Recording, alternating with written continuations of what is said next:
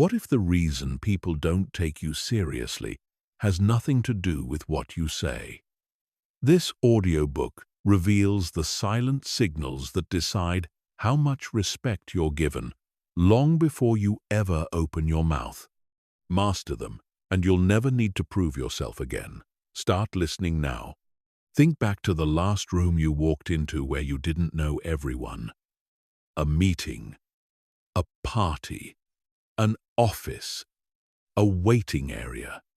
Somewhere in that room there was a person who talked more than anyone else. They filled every pause. They laughed the loudest at their own jokes. They worked the room, shook the hands, made sure everybody knew their name.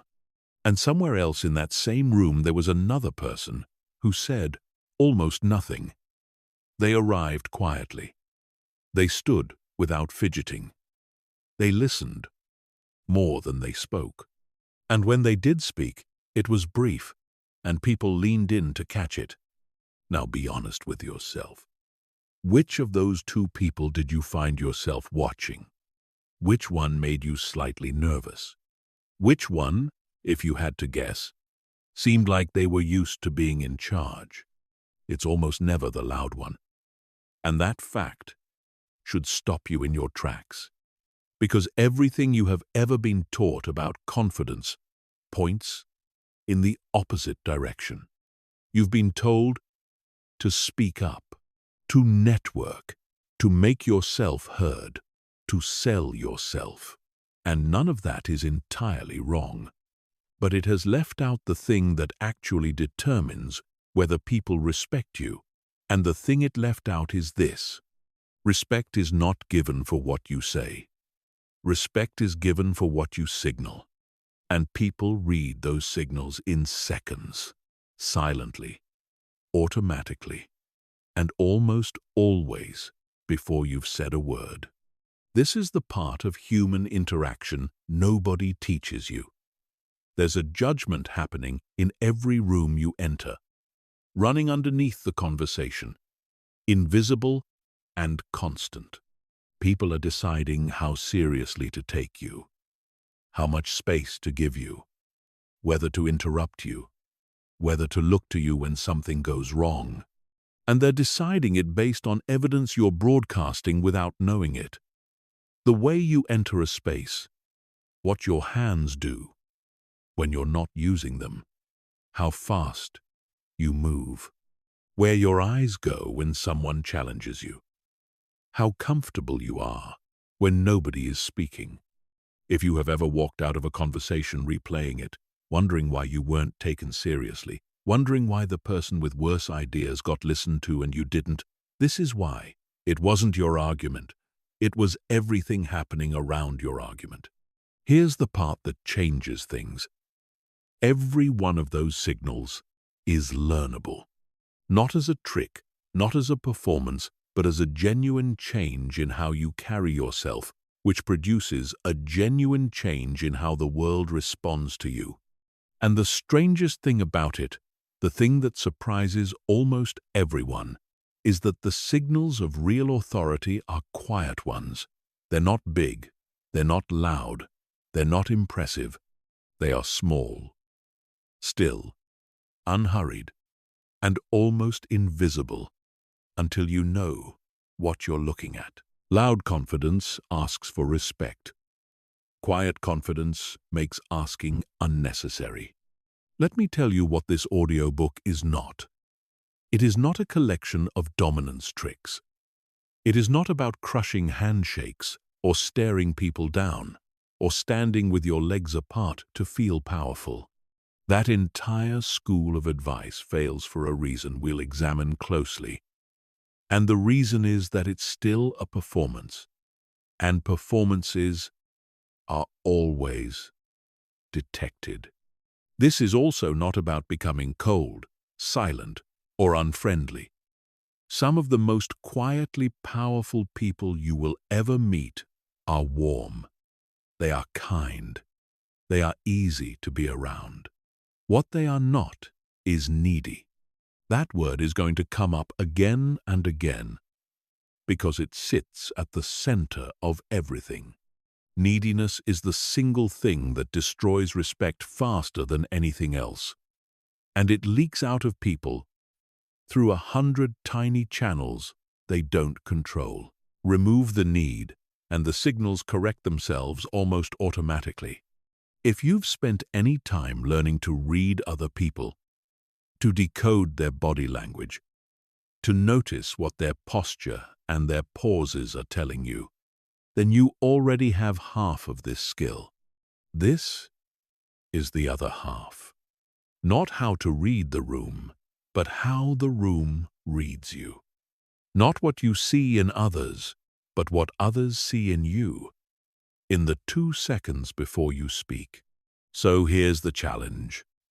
By the time you finish listening, you should be able to walk into any room, say nothing at all, and still be treated as someone worth taking seriously. Not because you performed, not because you dominated, but because everything about the way you occupy space told the truth.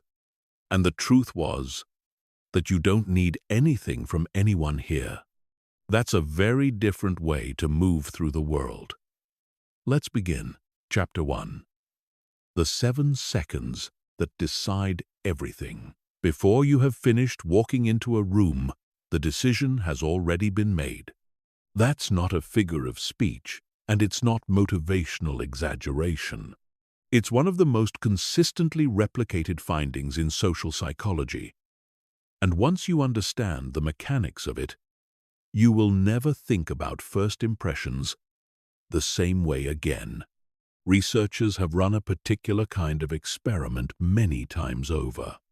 They take video footage of people, strip out the sound entirely so no words can be heard, cut it down to just a few seconds, and show those silent clips to strangers who know nothing about the person on screen.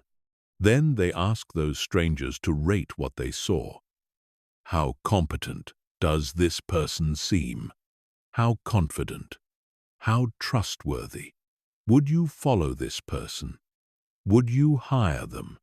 The strangers, working from 2 or 3 seconds of silent video, produce ratings that turn out to predict real-world outcomes with startling accuracy. Ratings that match how that person's colleagues evaluate them after months of working together. Ratings that predict how their students score them at the end of an entire semester. From a few seconds, with the sound off, sit with that. The people in those clips had spent months building relationships, demonstrating their knowledge, proving themselves through their actual work. And a stranger watching them silently for the length of a deep breath arrived at essentially the same conclusion. Other research pushes it further still. When people are shown a face for 1/10 of a second, less time than it takes to blink, they form judgments about trustworthiness and competence. And when you give them more time to look, their opinion doesn't usually change. It just gets more confident. The extra time doesn't produce a better judgment. It produces a more certain one. This is the machinery you're dealing with. It's not fair. It's not rational. It's not something you can opt out of by deciding that people should judge you on your merits. It's older than you, older than language, and it's running in every person you will ever meet. To understand why it exists, you have to think about what your ancestors needed to do when a stranger appeared. There was no time for a conversation. There was no interview process. A stranger walked over the ridge and you had a moment to determine 3 things. Is this a threat to me? Where does this person sit relative to me? Are they likely to help me or take from me? Everyone who was slow at answering those questions was removed from the gene pool. Everyone who answered them fast enough survived to become your great-great-great-grandparent. So you inherited a fast, crude, tireless machine for evaluating strangers, and it never turned off. It just moved indoors, into meeting rooms and coffee shops and job interviews, where it makes the same ancient judgments about a person in a blazer that it once made about a person on a ridge. Now here is what makes this urgent, rather than merely interesting. That first judgment doesn't sit quietly and wait to be corrected. It actively defends itself. Once someone has decided you're not particularly impressive, their brain begins collecting evidence for that conclusion and quietly discarding evidence against it. You make a good point, and it registers as a lucky guess. You make a weak one, and it confirms what they already suspected. You're quiet, and it reads as having nothing to contribute. The same silence from the person they marked as impressive reads as thoughtfulness. It's the same behavior. It's the same room. It's just being filtered through a conclusion that was reached before you opened your mouth. This is why so many people feel like they're constantly working uphill in their careers, in their friendships, in their families. They're spending all their energy trying to argue their way out of a verdict that was never delivered in words and therefore can't be answered in words. So what exactly is being evaluated in those seconds, if not what you're saying? 3 things, running simultaneously. The first is threat, not physical danger in most settings. Emotional threat. Is this person going to make this interaction difficult? Are they going to demand something from me? Are they going to be exhausting? Your nervous system is very good at detecting other people's nervous systems, and an agitated one is read as a problem approaching. The second is status. Where does this person sit? And status is signaled almost entirely through comfort, not through wealth, not through volume, not through titles, through how at ease a person appears to be in the space they're occupying. The person who seems most comfortable in a room is read as the person who most belongs there. And the person who most belongs there is read as the person with the most standing. Watch this at any event, and you'll see it operating with almost mechanical reliability. The third is warmth. Is this person for me or against me? And this is where the dominance-based advice breaks down badly, because it optimizes only for the second question and fails the third completely. Being read as high status but cold gets you feared, avoided, and undermined. Being read as high status and warm gets you respected. And there's an enormous difference between the two. Now, the signals. What is your body actually broadcasting while all of this is being assessed? How you enter. Most people enter a room apologetically. There's a hesitation at the threshold, a scan for permission, a slight shrinking of the frame. It lasts less than a second, and it's read by everyone present. How you occupy. Once you've stopped moving, what do you do? Where do your hands go? Do you cross yourself? Hold something in front of your chest. Put your back to a wall. The unconscious mind reads self-protection instantly. How fast you move. Speed is the single most reliable indicator of internal state that exists. We'll spend a whole chapter on this, because it might be the most useful thing in the entire book. Where your eyes go, whether they rest or search, whether they land on people or slide off them, and what your face does when nothing is happening. This is the one nobody thinks about. Your face at rest, in the gaps between interactions, is being watched, and it's telling people whether you're at ease in your own skin. None of that requires a word. All of it is happening before your first sentence. Which brings us to the reframe that this entire audiobook rests on. You have been preparing for the wrong moment. You've been rehearsing what to say, refining your points, planning your opening line. And meanwhile, the moment that actually determines your outcome is the one just before that. The one you never thought to prepare for at all. The good news is that a moment you've never prepared for is a moment with enormous room for improvement. Most people will go their entire lives without ever consciously working on it. You're about to. And the gap that opens between you and everyone who doesn't is going to be much wider than seems reasonable. Chapter 2. Why loud confidence always fails. There's a specific kind of person you've met many times. He walks in and immediately begins working the room. He speaks a little louder than the conversation requires. He has a story ready for every topic and finds a way to mention where he's worked and who he knows. He gives a handshake that's making a point. He laughs at his own jokes a half-second before anyone else can decide whether to. And everyone in the room, without discussing it, arrives at the same private conclusion about him. He's compensating. Nobody says it aloud. Nobody could necessarily explain the exact evidence they used. But it's understood. And the tragedy of this person is that he genuinely believes it's working.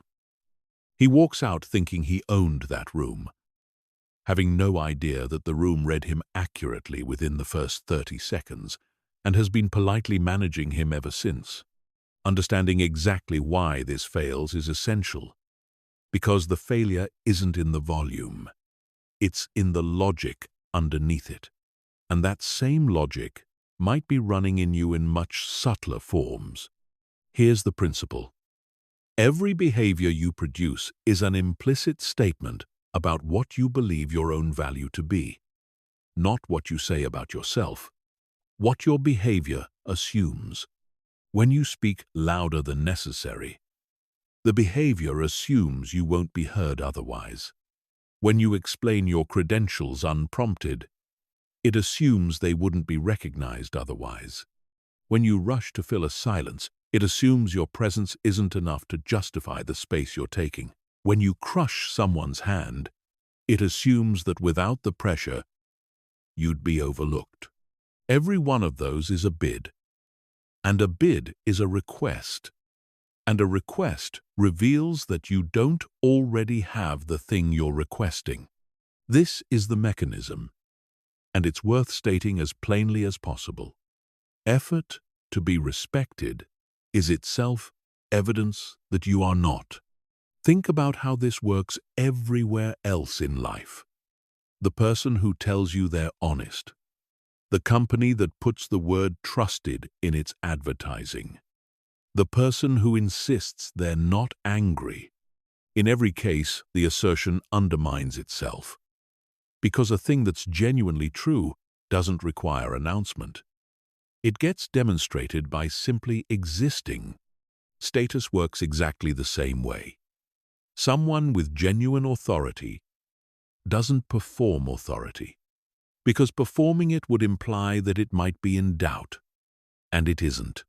So the behavior of real authority looks strangely understated, unhurried, even a little boring. It doesn't reach for anything. You've seen this. Watch a surgeon in a hospital corridor. Watch a senior partner in a room full of associates. Watch anyone whose position is genuinely secure. They are the calmest person present. They don't rush to prove they know something. They're comfortable saying they don't know.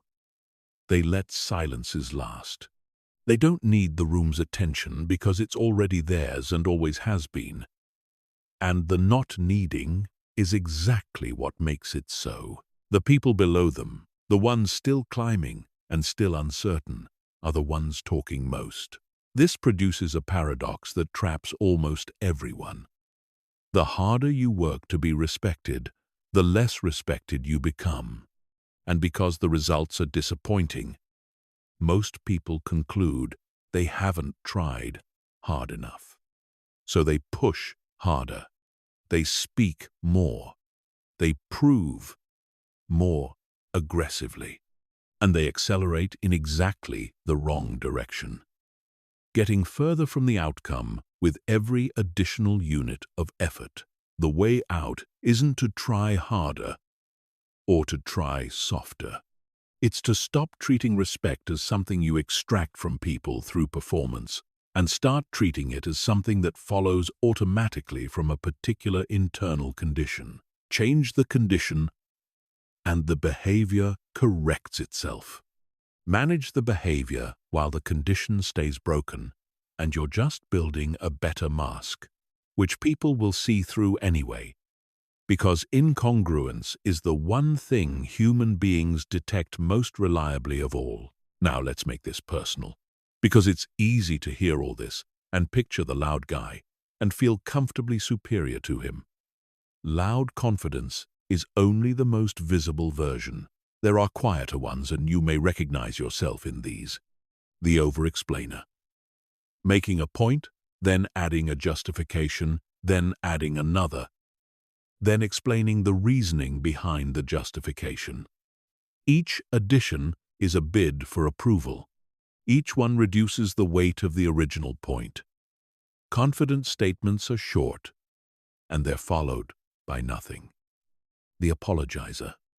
Sorry, can I just... Sorry to interrupt. Sorry, this is probably a stupid question. The word is being used as a toll payment for the right to speak. Everyone hears the toll being paid, the credential dropper. Not the loud version, the elegant version. The story that just happens to establish where you've been, positioned so smoothly you could almost believe it was relevant.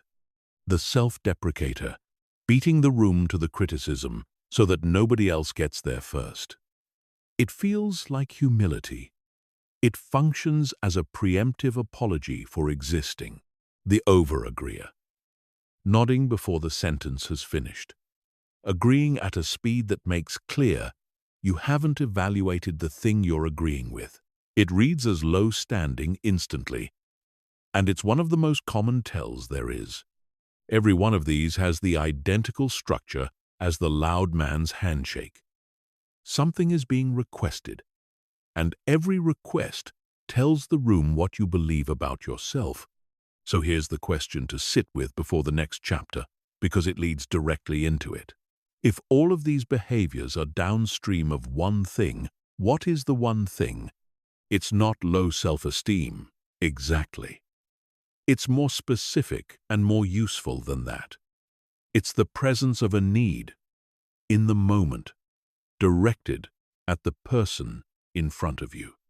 And it has a name, and it leaks out of people in ways they would be genuinely shocked to see. Chapter 3, The Neediness Leak. If you could only fix one thing about how you come across, and everything else had to stay exactly as it is, this would be it. Nothing else is close. Neediness is the state of requiring something from the person in front of you. Not something practical, like information or a signature. Something emotional. Their approval, their reassurance, their liking, their attention, the confirmation that you're doing fine and that they don't think badly of you. And the reason this matters more than any other factor is that it cannot be concealed. You can control your posture. You can control your volume. You can rehearse your words. You cannot control the 100 micro-behaviors through which need escapes, because they are produced by a part of your nervous system that operates faster than your conscious mind and doesn't consult it. So it leaks. And people read the leak without knowing they're reading it. They just come away with a feeling about you. And the feeling is that something wasn't quite solid. Let's look at exactly how it escapes. Because you almost certainly do at least 3 of these, and have never once noticed the check. You finish saying something and your eyes flick to the listener's face to see how it landed. It takes a fraction of a second. It's completely involuntary, and it broadcasts unmistakably that you were unsure whether you should have said it. A person who is settled says the thing and then simply waits. They don't audit the reaction, because the reaction doesn't change whether the thing was worth saying. The extra laugh. Not laughing at something funny, laughing slightly after the funny thing has passed, or laughing at something that wasn't funny at all, or continuing a laugh past its natural end. That extra portion is not amusement. It's an offering. Everyone can hear the difference between a laugh that happened and a laugh that was given. The trailing sentence. You start with a clear statement, and it dissolves at the end. The volume drops. The pitch rises. It becomes a question you didn't intend to ask. What that pattern communicates is that partway through the sentence, you lost confidence in your right to be saying it. The speed nod. Nodding rapidly while someone is still talking, faster than comprehension could possibly justify. It looks like engagement. It reads as submission, because it says, you've agreed in advance in order to stay safe. The overthanking. Thanking someone repeatedly for something ordinary. Thanking a person for their time, as though their time is worth more than yours. It's a small thing, and it establishes a hierarchy in one sentence. The gap filler. Someone doesn't respond immediately, so you jump in and add something. Rephrase your point. Soften it. Offer them an easy way out. The silence became intolerable, and it became intolerable because you needed a response and weren't getting one. The preemptive discount. This might be wrong, but I'm not an expert. But this is probably obvious. But you've marked down your own idea before presenting it, so that if it's rejected, you can pretend you weren't fully behind it anyway. The room hears the discount and prices your idea accordingly. Read those again and notice that they have nothing to do with shyness. Extremely outgoing people leak constantly. The loud man from the last chapter is leaking with every sentence. Neediness isn't quietness. It's requiring. Now, why does this repel people so reliably? Even people who like you and want good things for you. 2 reasons. And they're both worth understanding properly. The first is weight. When you need something emotional from someone, you have quietly transferred responsibility for your internal state onto them. They now have a job they didn't apply for. They have to reassure you, respond correctly, manage how you'll feel about their reaction. Most people don't notice this consciously. They just notice that the interaction was slightly tiring and that they don't especially want another one soon. Being around someone who needs nothing is restful. Being around someone who needs something is work. The second reason is more basic. Need signals scarcity, and scarcity signals low value. If you need this person's approval, the implication is that approval is rare in your life. If it were abundant, this particular instance wouldn't matter much. So neediness quietly announces that you're not valued elsewhere. And human beings are relentlessly efficient at using other people's valuations as a shortcut for their own, which produces the cruelest loop in all of social life. The more you need respect, the more clearly you signal that you don't have it, which is precisely why you don't get it. And every attempt to fix it from the outside makes the signal louder. So how do you find your own leaks? Not by watching yourself in ordinary conversation, because in comfortable settings the need mostly isn't there. You have to look at the moments when it is. Notice yourself immediately after you say something in a group, where you feel slightly outranked. What did your eyes do? Notice yourself sending a message to someone you want something from. Read it back. How many softeners are in it? How many exclamation marks are doing emotional labor? How many times did you apologize for the ask? Notice yourself in the 2 seconds after you've made a request and before the answer arrives. Did you fill that gap? Did you start offering ways for them to say no comfortably? Notice your body when someone disagrees with you in front of other people. Did something in you shrink? And did it happen before you had time to think? Those moments are your data, not your best conversations, the ones with a little heat in them. Now, the mistake almost everyone makes at this point. Having identified the leaks, they try to plug them individually.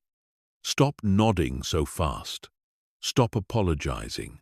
Stop laughing extra. And they can do it for about 10 minutes in a low-stakes conversation. Under any real pressure, the suppression collapses because they're fighting the output of a system while leaving the system untouched. Worse, suppressed neediness produces a strange stiffness that reads as its own kind of unease. You've replaced a leak with a lid, and everyone can see the lid. The actual solution is not to hide the need. It's to reduce it. And that is genuinely possible. But it lives in the second half of this book, in the chapters on detachment from outcome and on self-respect, because those are the 2 things that determine how much you require from a stranger in the first place. What you can do right now, immediately, before any of that inner work happens, is remove the conditions that make leaking easiest. And it turns out that need travels most readily through movement, through speed, and through the compulsion to fill empty space. Which is why the next thing to fix is the one thing your body is doing constantly, in every interaction, whether you're speaking or not. Chapter 4. The Power of Stillness. Watch anyone waiting. In a queue, in a lobby, in the pause before a meeting begins. Almost every single person is moving. They shift their weight. They check the phone they checked 90 seconds ago. They adjust a sleeve, touch their face, straighten something that's already straight. They rock slightly. They bounce a foot. They pick at a thumbnail. If you actually count, you'll find that most people cannot go 30 seconds without a small, unnecessary movement. None of it is conscious. All of it is being read. Here's what's underneath it. Movement without purpose is your nervous system discharging energy it doesn't know what to do with. Something in you is mildly activated.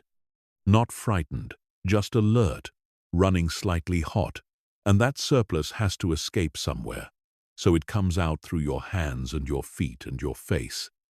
Fidgeting is arousal made visible, and other people's brains decode it instantly because reading nervous systems is one of the oldest things our species does. They don't consciously think that person is anxious. They just receive a low-level signal that something is unsettled, and they file you accordingly. Now flip it.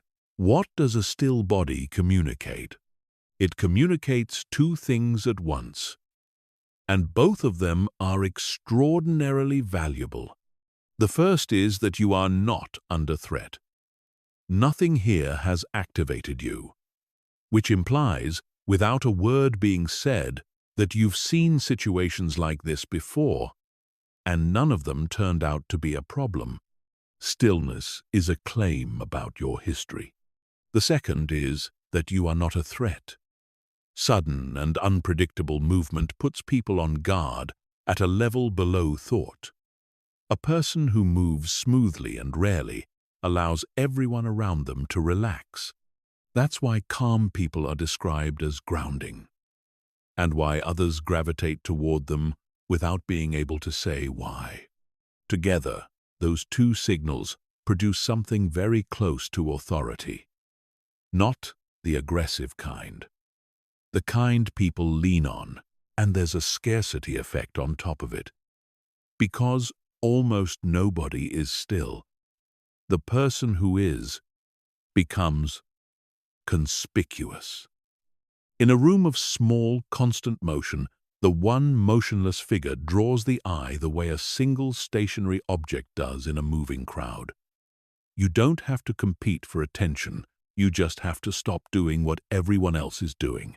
So, practically, where does stillness actually live? Your hands first. Hands are the most expressive part of the body and the least supervised. Give them a resting place and let them stay there, loosely on the table, at your sides, one resting on the other. Not gripping anything, because gripping is holding on, and holding on is visible. And if you want a single habit that will change how you're perceived faster than any other, it's this. When someone asks you a question, let your hands do absolutely nothing while you answer. Your feet, second. Foot movement is almost pure anxiety, and it's completely unmonitored because it's outside your own field of vision. Plant them, feel the floor. That contact alone tends to quiet the rest of the body. Your face, third. Most people's faces are in constant, low-level motion, adjusting, reacting, previewing responses. A face that stays composed while listening is unusual, and it's powerful, because it says you're processing rather than performing that you're processing. And then the arrival. This one is worth practicing on its own. When you enter a space or sit down, most people begin doing things immediately. They start talking, they arrange objects, they get busy. Instead, arrive and then settle. One breath. Let the movement finish before anything else begins. That half-second of deliberate settling is read as complete ease, and it costs you nothing. But there's a critical distinction here. And if you miss it, you'll get the opposite of what you want. Stillness is not rigidity. A frozen body is not a calm body. It's a braced one. Locked shoulders, a fixed jaw, hands pinned deliberately in place, a body holding itself down by force. That reads as tension, and tension reads as fear, which is exactly where you started. The difference between a still body and a rigid one is obvious to any observer, even if they couldn't explain it. One has settled, the other is being held. Which brings us to the thing underneath all of it. Breath. You cannot fake stillness on a tight breath. If your breathing is shallow and high in your chest, your body is in a mild alarm state, and it will find a way out. You'll hold yourself in place for 30 seconds, and then a hand will move, or your voice will come out slightly pressed, or your foot will start. The body wins eventually. It always does. So the actual entry point to stillness isn't the hands or the feet. It's a slow exhale, longer out than in. Do that 2 or 3 times before you walk into anything that matters, and you'll notice something strange, which is that the stillness stops requiring effort. The body settles on its own because the alarm has been switched off at the source. You're not managing symptoms anymore. You've addressed the cause. And this is the pattern for everything in this book. So notice it here. Every external signal of quiet confidence is downstream of an internal state. Work on the signal alone, and you get a performance. Work on the state, and the signal takes care of itself. Train it this way. Take one ordinary situation each day, something with no stakes at all, and practice doing nothing in it. Waiting for a lift, standing in a queue, sitting in the first 2 minutes of a meeting before it starts. No phone, no adjusting. Just breathe and be there. It will feel uncomfortable. And the discomfort is itself the lesson, because it shows you how much of your movement was never about your body at all. It was about escaping a feeling, and the feeling, when you sit in it, turns out to be survivable and then, fairly quickly, unremarkable. That's when it stops being a technique and starts being who you are. Chapter 5. The eyes. Of everything you can do without speaking, nothing carries more weight than what you do with your eyes, and almost nobody uses them deliberately. Start with what untrained eyes do under pressure, because you'll recognize all of it. They drop. The moment something becomes slightly confrontational, the gaze goes down, toward the table, toward the floor, toward a phone that suddenly needs checking. This is one of the oldest submission signals in the primate repertoire, and it's understood by everyone, in every culture. Without instruction, they dart. Instead of resting, the gaze skips around the room. It's usually described as nervousness, but the more precise reading is scanning. And scanning is what you do when you're monitoring an environment for danger. They seek. This one's subtler and far more damaging. You're speaking to a group, and your eyes keep returning to one particular person, the one whose opinion matters most, checking their face for a verdict. Everyone in the room can see who you're seeking approval from, and they instantly understand the hierarchy you've placed yourself in. They overhold. The overcorrection. Someone learns that eye contact signals confidence, so they lock on and refuse to break. And the result is unsettling rather than impressive, because an unbroken stare is a challenge, and a challenge is still a bid. Underneath all four of those is the same thing. The eyes are being used to gather information about how you're being received. That's what makes them read as need. So what do settled eyes do instead? They rest.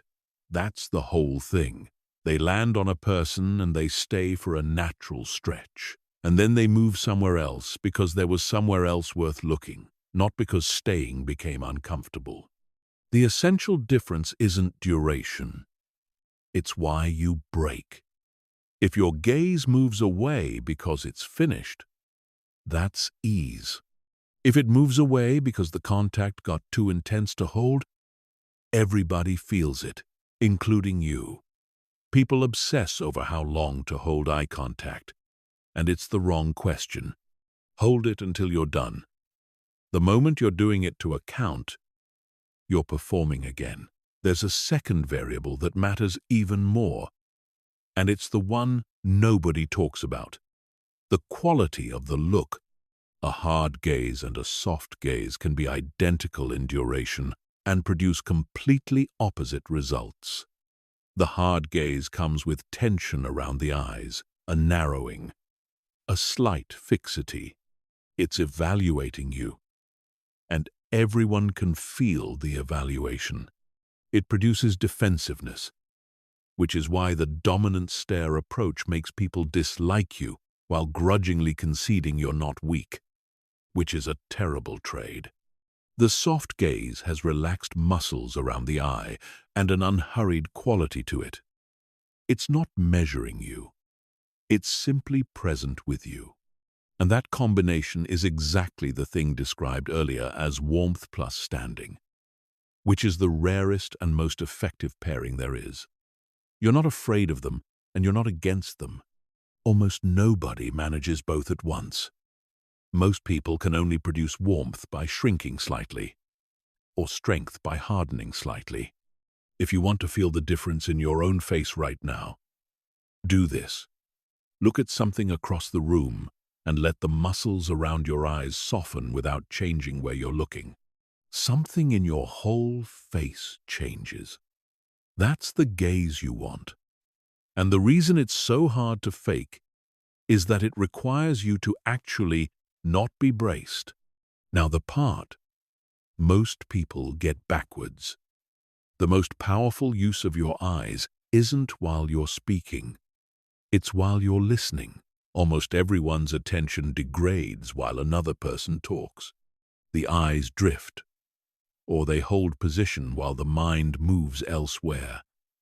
And the difference between a present gaze and an absent one is visible from across a room, which means that steady, unhurried attention on someone while they speak is genuinely rare. And being on the receiving end of it feels remarkable. It's read as confidence, because only someone unworried about their own next contribution can afford to be that absorbed in someone else's. And it's read as warmth, because it's a gift. You will build more standing by listening well with your eyes than by anything you say. A few smaller things worth knowing. Blink rate rises with stress. You can't control it directly and shouldn't try. But if you notice yourself blinking rapidly, treat it as information. Something has activated you. Go to the breath. Moving your eyes slowly matters. Snapping your gaze toward whoever just spoke is a startle response. Turning to them unhurriedly says the same thing your still body says, that nothing here has caught you off guard. And the exit look. When a conversation ends, most people turn away and start moving in the same motion. Try holding for just a beat after the last word before you turn. It's tiny, and it lands as complete composure. One necessary caution. Eye contact norms differ enormously between cultures and between individuals, and sustained, direct gaze is read as confrontational in plenty of contexts and as overwhelming by plenty of people for reasons that have nothing to do with confidence. None of this is a rule to apply mechanically to every human being you meet. The underlying principle survives translation even when the specific behavior doesn't, and the principle is that your eyes should be resting rather than searching. That holds true everywhere, at every intensity, in every culture. Practice it in low stakes first. Cashiers, baristas, colleagues you pass in a corridor. Hold half a second longer than you normally would, and let your face soften. You'll notice something almost immediately, which is that people respond to you differently in interactions you previously thought were meaningless. Then take it into the harder rooms. And when someone says something to test you, and you feel that old pull downward toward the floor, don't force your gaze up in defiance. Just breathe out, let it stay where it is, and say nothing. That single moment, the not looking away, will teach the room more about you than an hour of talking. Chapter 6. The space you take. There's a question your body answers the moment you enter any room, and it answers it before you've decided anything consciously. The question is, how much of this place is mine? Most people answer it by shrinking. Watch the way people move through a room they don't feel entirely comfortable in. They travel along the walls rather than through the middle. They turn their shoulders sideways to pass through gaps that don't require it. They keep their elbows tucked against their ribs.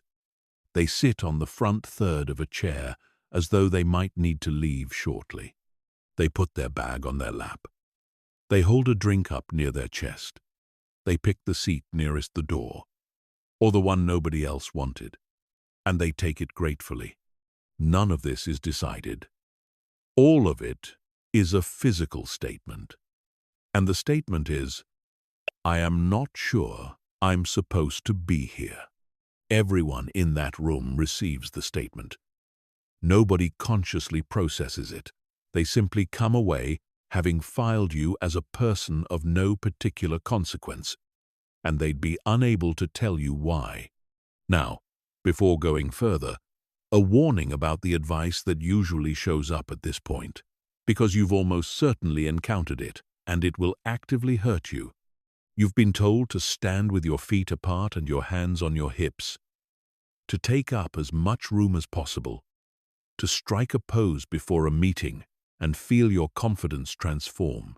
That idea became enormously popular, and then researchers tried to reproduce the original findings and largely couldn't. The claim that holding a pose for 2 minutes changes your body chemistry and makes you genuinely more confident did not hold up, but something important survived the wreckage. And it's the part that matters here.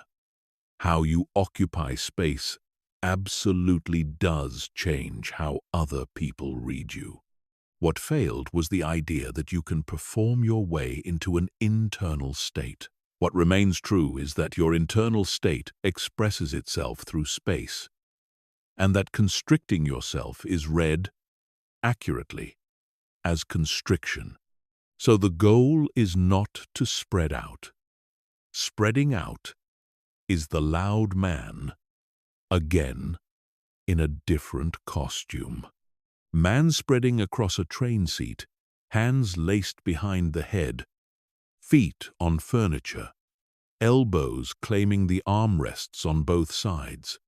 That's not authority. That's a bid. And it's read as one. And it usually comes with a faint air of somebody who needs the room to notice how relaxed he is. The distinction that matters is this: do not fill space. Occupy it. Filling is expansion outward, a claim being pressed. Occupying is simply not withdrawing from the space you naturally have.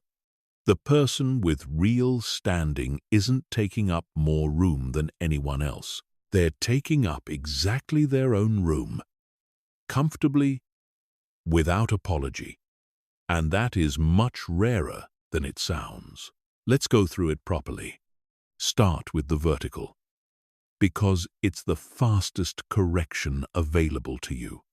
Almost everyone carries a slight collapse through the upper body. The head drifts forward of the shoulders. The chest folds a little. The spine shortens by an inch or two. The correction is not chest out and shoulders back, which produces a stiff military shape that reads as effort. The correction is length. Imagine the crown of your head being drawn gently upward and let everything else hang from that. The shoulders don't get pushed anywhere. They simply drop, because a lengthened spine allows them to. You'll find your chin lowers slightly rather than lifting, which is the opposite of what people expect. And it's why the raised chin looks arrogant, while the lengthened spine looks assured. Do it right now while you're listening. Notice that it changes your breathing before it changes anything else. That's not a coincidence, and it connects directly to everything in the last chapter. Next, the horizontal. Your arms. The single most common self-diminishing habit is keeping the upper arms pinned to the torso. It compresses your entire outline into something narrower than you actually are, and it reads instantly as containment. Letting your arms hang with a small amount of daylight between elbow and ribs changes your silhouette more than any other adjustment, and it costs nothing. The same principle applies to gesture. When people are uncertain, their gestures happen close to the body, low down, in a small box in front of the stomach. When they're at ease, gestures move outward and upward into open air. You don't need to manufacture large gestures. You need to stop confining the ones you have. Third, objects. Look at what you're holding and where you're holding it. A folder against your chest is a shield. A bag on your lap is a shield. A phone held up in front of you while you wait is a shield. And it's the most common one in the world now, because it lets you appear occupied rather than exposed. A glass held at chest height is a shield. The same glass held down at waist level is just a glass. None of these are catastrophic, and you don't need to become the person who refuses to hold anything. Just notice the pattern, because the pattern is that when you feel unsure, you put something between yourself and the room. Lower it. That's the whole instruction. Lower it, and let your front be open. Fourth, position. Where you actually place yourself. There's a strong pull when you're uncertain toward the edges, the back of the room, the wall, the seat at the end, the far side of the group. And the edges are read as the edges, because in every social species, the periphery is where the lower-ranking members are. This does not mean charging to the head of the table. That's a bid, and everyone sees it. It means declining the reflex to take the leftover seat. It means walking through the middle of a room instead of tracing the wall. It means, when a group is standing in a loose circle, stepping into the circle rather than hovering at its outer edge waiting for someone to widen it for you. That hover is one of the most visible social tells there is, and almost everyone does it. Fifth, distance. Standing too close makes people uncomfortable, which everybody knows. Standing too far back is the more common error, and almost nobody thinks about it. When you hang back half a step further than the conversation requires, you're physically expressing that you're not fully part of it, and the group reads you as peripheral. Close that half step, not more, just the half step you've been giving away. And then the threshold, which deserves its own attention because it's the first thing anyone sees. Most people enter a room in a state of mild apology. There's a hesitation at the doorway, a fast scan to locate a safe destination, a slight lowering of the head, and then a quick movement toward the target. That entire sequence takes about a second and a half, and it establishes your position in the room before anyone has spoken to you. Replace it with something almost embarrassingly simple. Come through the doorway without stopping. Take a breath. Look at the room. Actually, look at it, with your eyes resting rather than scanning. Then move. That's it. You have not done anything impressive. You have simply not performed the apology, and in a world where nearly everyone performs it, its absence is loud. Now here's the deeper point, and it's the reason this chapter isn't really about posture. The space you take is a claim about whether you believe you belong. That claim is not made in your words, and it cannot be corrected by them. You can tell a room that you're qualified to be there, at length, with evidence, and it will not override the fact that you entered like a guest, hoping not to be noticed.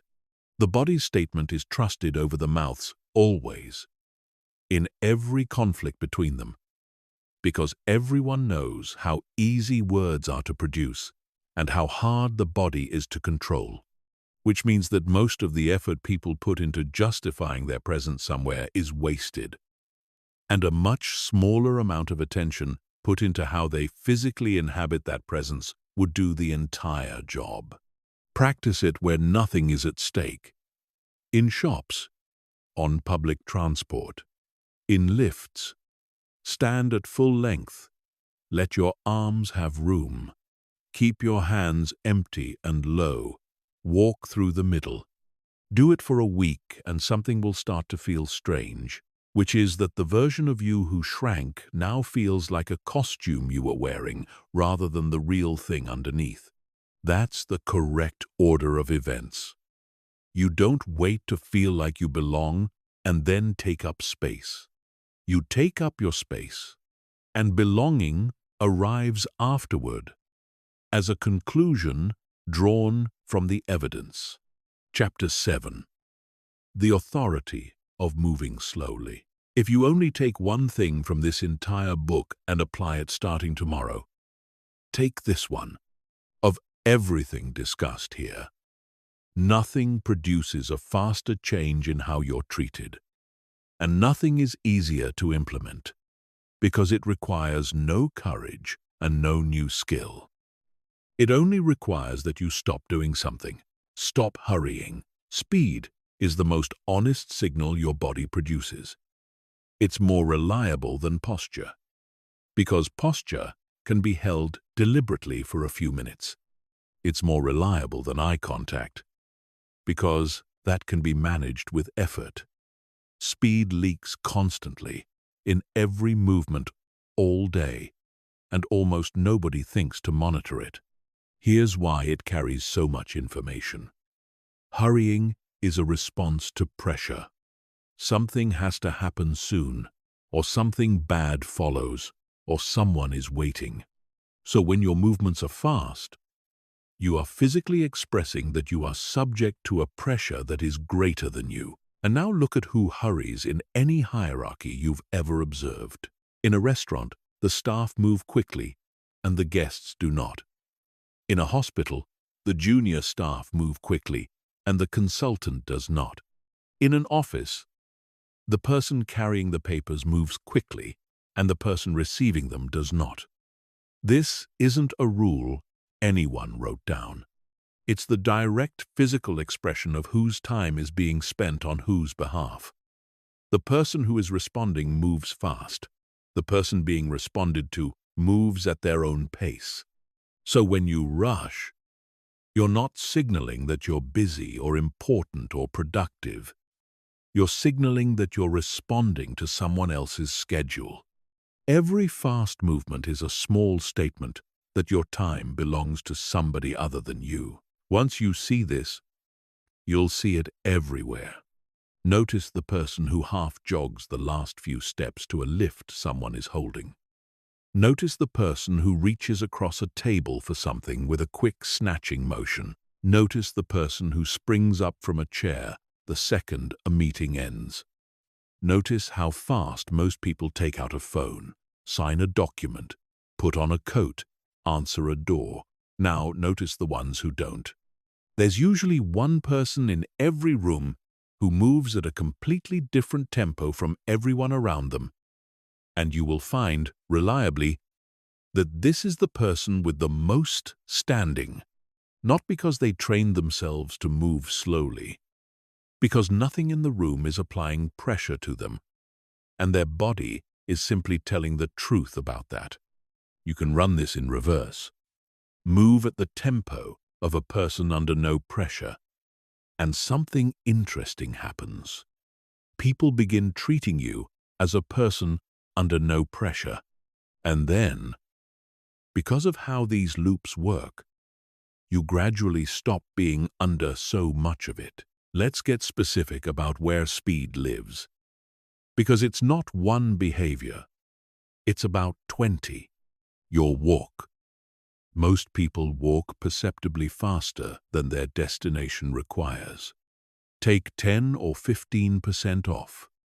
Not a stroll, not a performance, just the pace of someone who will arrive when they arrive. Your reach. When you pick something up, extend your hand at a measured rate rather than a snatch. This is a small thing that changes the entire character of a person's presence at a table. Your head turn.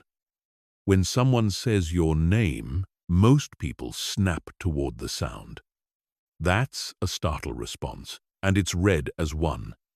Turn to them at the speed you'd turn to look at a view, standing and sitting, rising quickly from a chair when someone senior enters, dropping into a seat, springing up when a meeting concludes.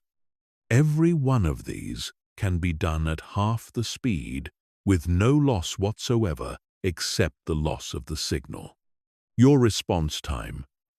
This is the big one. How long is the gap between someone finishing a sentence and you starting yours? For most people, there isn't one. There's an overlap, and that overlap says you were preparing your answer rather than receiving their point, and that you needed to secure your turn before it was taken. Your laugh.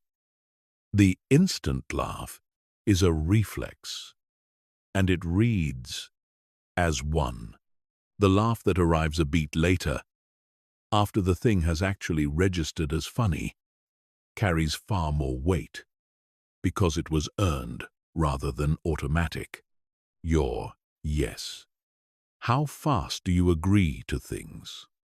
An immediate yes to a request signals that you didn't need to check anything, that nothing in your life had a prior claim on that time. A short pause before a yes changes it from compliance into a decision. Now the critical caveats, because it's easy to take this too far and end up somewhere worse. Slow is the wrong word. Unhurried is the right one. Actual slowness, the theatrical kind, where every movement is drawn out and deliberate, reads as a performance of calm, and performances are always detected. You're not trying to move like a man in a slow-motion sequence. You're trying to move like someone who isn't being chased. And this doesn't mean being late, being unresponsive, or making others wait. That isn't authority. It's rudeness. And rudeness has its own cost. You can arrive on time and still not rush. In fact, arriving with enough margin that you don't have to rush is the whole point. Most hurry is not caused by urgency. It's caused by having left too late, which is a planning problem, masquerading as a personality. Now, for the most powerful application of this principle, and the one that will define you in other people's memories if you get it right. Slow down when everything else speeds up. When something goes wrong, when there's a crisis, when a meeting turns hostile, when news lands badly, the entire room accelerates. Voices get faster and higher. Movements get sharper. Everyone starts talking over each other. The collective nervous system spikes. The person who slows down in that moment becomes, instantly, and without any negotiation, the most authoritative person present. You've heard this in the voice of a pilot addressing a cabin during turbulence. Slower than normal speech, longer pauses, no urgency in the delivery whatsoever. That delivery is trained deliberately because it does something no reassuring words could accomplish. It tells 300 frightened people that the person in control of the aircraft is not frightened, and their nervous systems believe the tempo far more than they'd believe the content. You can do exactly this in a tense meeting, in an argument at home, in any moment where the emotional volume is climbing. Everyone speeds up. You don't. And within about 30 seconds, the room begins to organize itself around you. Because in a group of activated people, the calmest nervous system becomes the reference point everyone else calibrates to. That is genuine, functional authority, and you acquired it by doing less. Here's how to train it, and it needs almost no effort. Pick one recurring daily action and do it at 80% speed. Making coffee, walking to your car, climbing stairs. Just one every day for a couple of weeks. What you're building isn't a habit around that specific action. It's a felt sense of what unhurried actually feels like from the inside, so that you can recognize when you've left it. Then add a single rule that will do more work than everything else combined. One breath before you respond to anything, before you answer a question, before you reply to a message that annoyed you, before you react to news, before you agree to a request. One breath. That single beat is where your entire presence lives. Without it, you are a series of reactions to whatever the environment does. With it, you become someone who chooses. And people can tell the difference from across a room without hearing a single word you say. Chapter 8. The Pause. This is the chapter the title of this book was written for, because a pause is the purest possible form of communication without words. Nothing is said, nothing is done, and yet more is transmitted in 3 seconds of comfortable silence than in most paragraphs. Start with an uncomfortable experiment you can run tomorrow. Next time someone asks you a question, count 2 full seconds before you begin your answer. Not a thoughtful hum, not a well, not a placeholder noise. Actual silence while looking at them. 2 seconds is nothing, and it will feel enormous. Your entire system will scream that the gap has gone on too long, that you look slow, that you should say something immediately, that they'll think you didn't understand. That panic is the thing worth examining, because it reveals how much of your speech is not communication at all. It's the discharge of discomfort. Most people cannot tolerate 3 seconds of silence in a conversation. They will fill it with almost anything, and what they fill it with is almost always weaker than the silence would have been. Here is the underlying mechanic. And once you have it, the rest of the chapter is obvious. Silence creates pressure, and the pressure lands on whoever is less comfortable with it. That's the whole thing. A gap opens in a conversation, and it is unpleasant, and it will be closed by whichever person finds it more unpleasant. Whoever closes it has, in that moment, conceded. Not dramatically, not visibly, but the transaction happened, and both parties felt it, which means that comfort with silence is not a communication technique. It's a position. Let's walk through the specific pauses, because they do different jobs. The pause before answering. 2 seconds between the end of their question and the start of your reply. It does 3 things at once. It says, the question was worth considering, which flatters them. It says, you don't answer automatically, which suggests your answers have been examined. And it makes whatever you say next land heavier, because anticipation adds weight to whatever follows it. The same sentence delivered instantly and delivered after a considered pause are received as 2 different sentences by the same listener. The pause after finishing. This is the one nearly everyone fails. You make your point. It's a good point, and it's followed by silence. And you cannot bear the silence. So you start adding. You rephrase. You give an example. You soften it. You explain why you said it. You hand the listener an exit. Every addition after the point was complete is subtraction. You've told the room you didn't believe the original was strong enough to survive on its own. Say the thing. Stop. Let it sit there. Let them respond to it or not. The pause after being challenged. This is the highest value pause in existence, and it's covered fully in the chapter on remaining unprovocable. But it belongs here too. Somebody disagrees with you sharply, or takes a swipe, or questions your competence in front of others.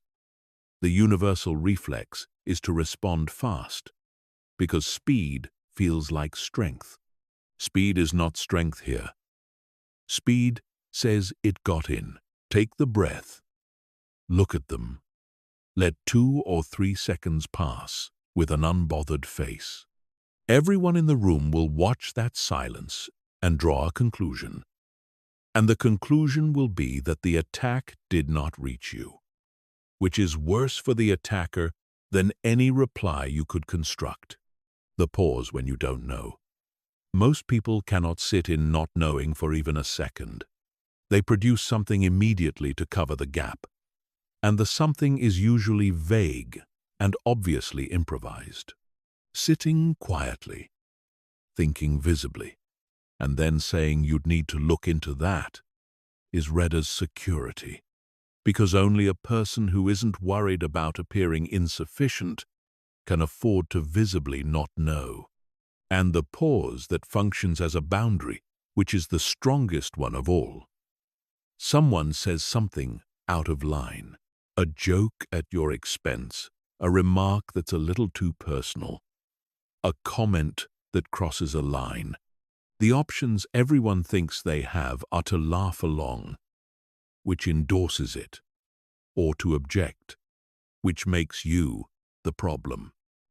There's a third option, and it's silence.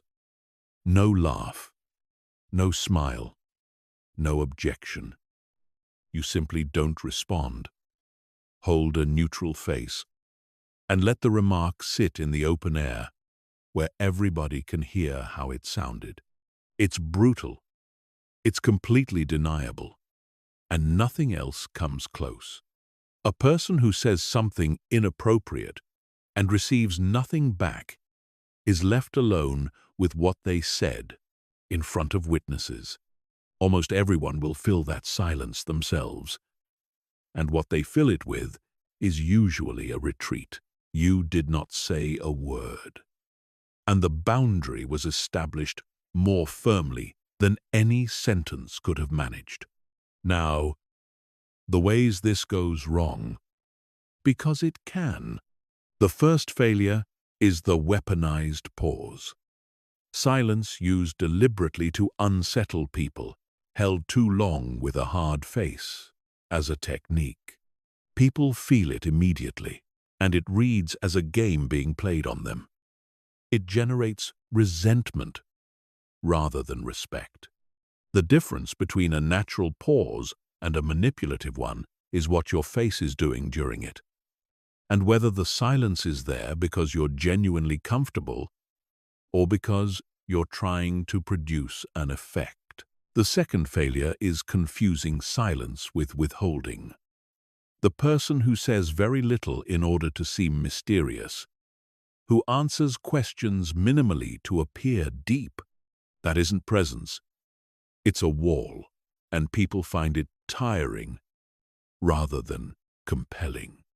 Quiet confidence is not the absence of communication.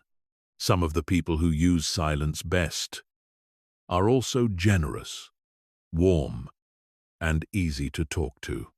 They simply don't produce words they don't mean. Which brings us to the essential pairing. The pause has to be warm.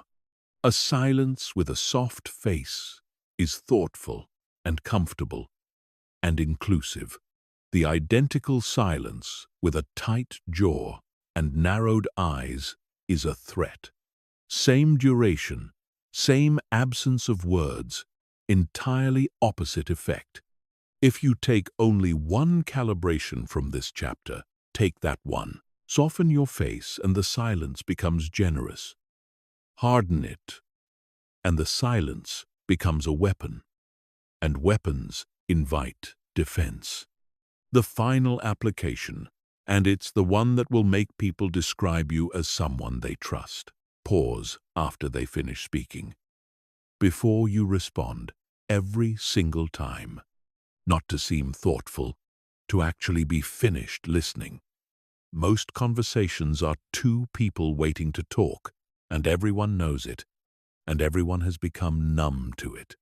The moment you insert a genuine beat between their last word and your first, the other person feels something they very rarely feel, which is that what they said arrived somewhere and was received.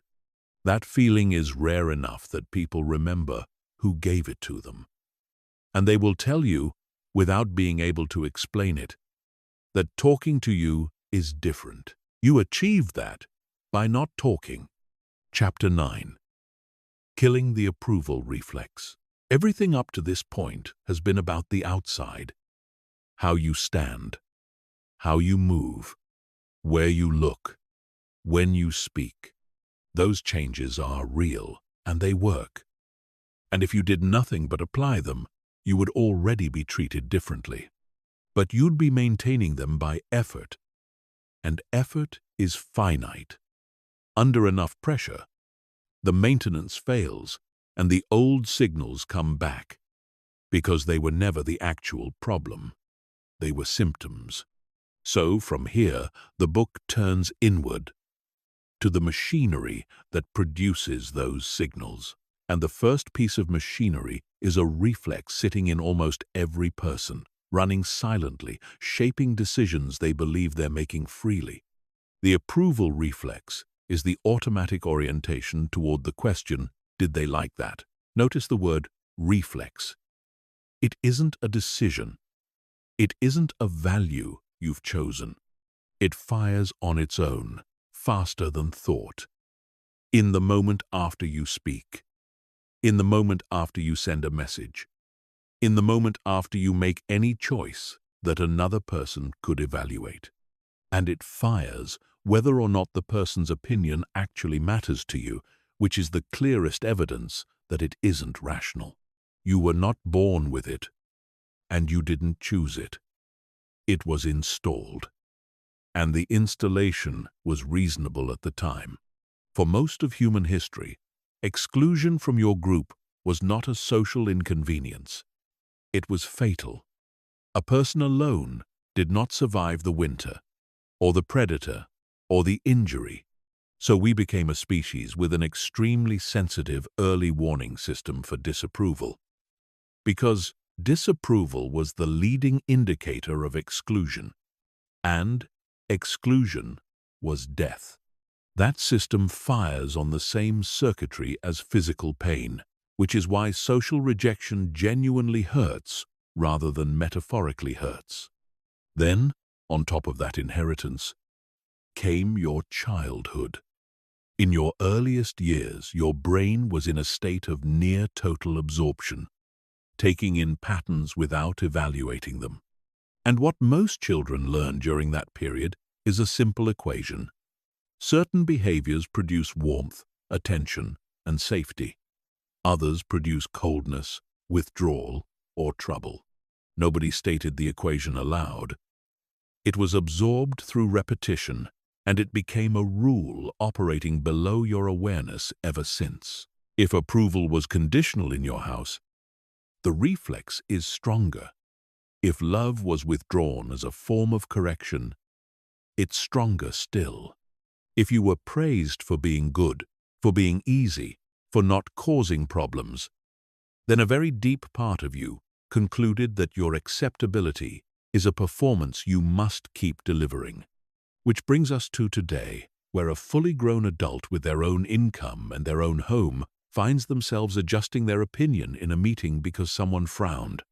Now, an important distinction, because this gets flattened constantly in advice like this.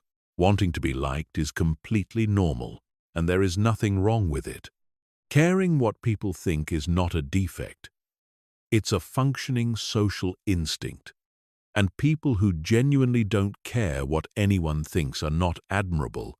They're usually difficult and often destructive. The problem isn't wanting approval. The problem is needing it. Wanting is a preference. If it doesn't arrive, You're mildly disappointed and you continue.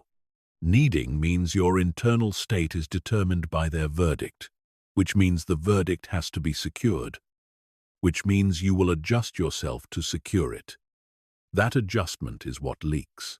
That adjustment is what everyone can see. And here's the inversion that makes it so cruel. Approval seeking reliably produces disapproval. The person adjusting themselves to be liked is experienced as slightly false, slightly effortful, slightly tiring, and impossible to fully trust, because you can never be sure what they actually think.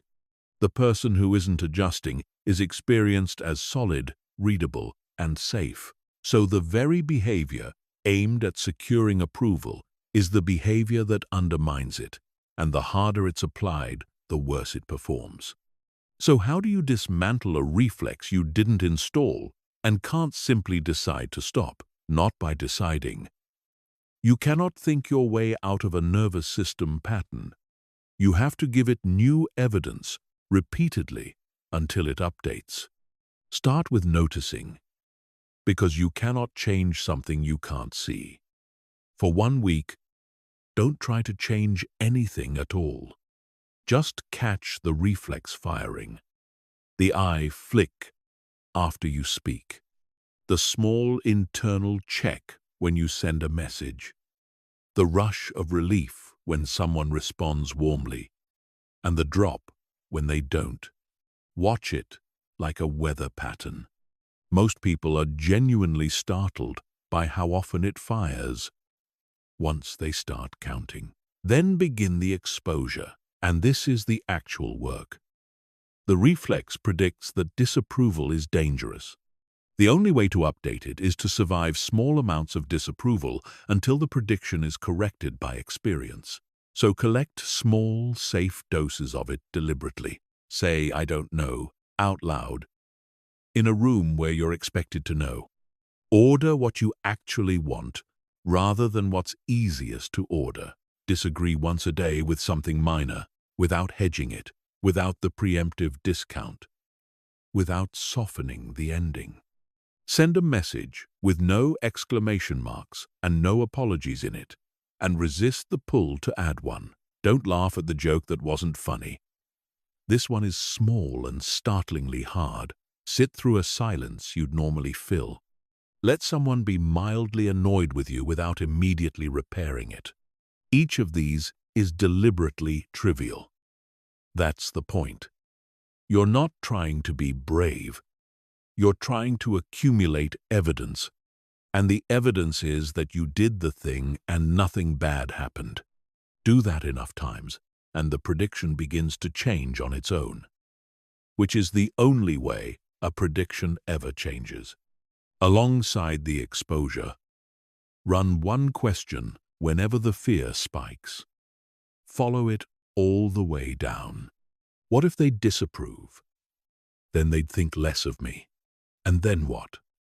Then they might not want to work with me. And then what? Then I'd need to find other work. And then what? Keep going until you reach the actual flaw. Almost always the flaw is survivable. And often it turns out you were terrified of a consequence you'd never articulated because you'd never followed it past the first step. The fear was never proportionate to the outcome. It was proportionate to an ancient rule about being cast out of the tribe. Then identify the audience. This one surprises people. Most approval seeking is not aimed at the person in front of you. It's aimed at an internal audience assembled long ago, usually including a parent, a teacher, an early group that rejected you, or a version of yourself you're still trying to satisfy. When you find yourself managing a stranger's opinion with disproportionate intensity, ask whose approval you're actually pursuing. The stranger is frequently just standing in for someone else, and seeing that clearly often deflates the whole thing. And finally, invert the direction of evaluation. Walk into rooms evaluating rather than being evaluated, not with contempt, and not with the arrogance of deciding people are beneath you, which is just insecurity, with better packaging, with genuine curiosity. Is this person interesting? Do I respect how they treat people? Would I want more of this? This isn't a mind game or a confidence trick. It's the correct posture, and you've simply had it reversed. You have standards. You have limited time. Whether these people are good company is a real question with a real answer, and you're entitled to be the one asking it.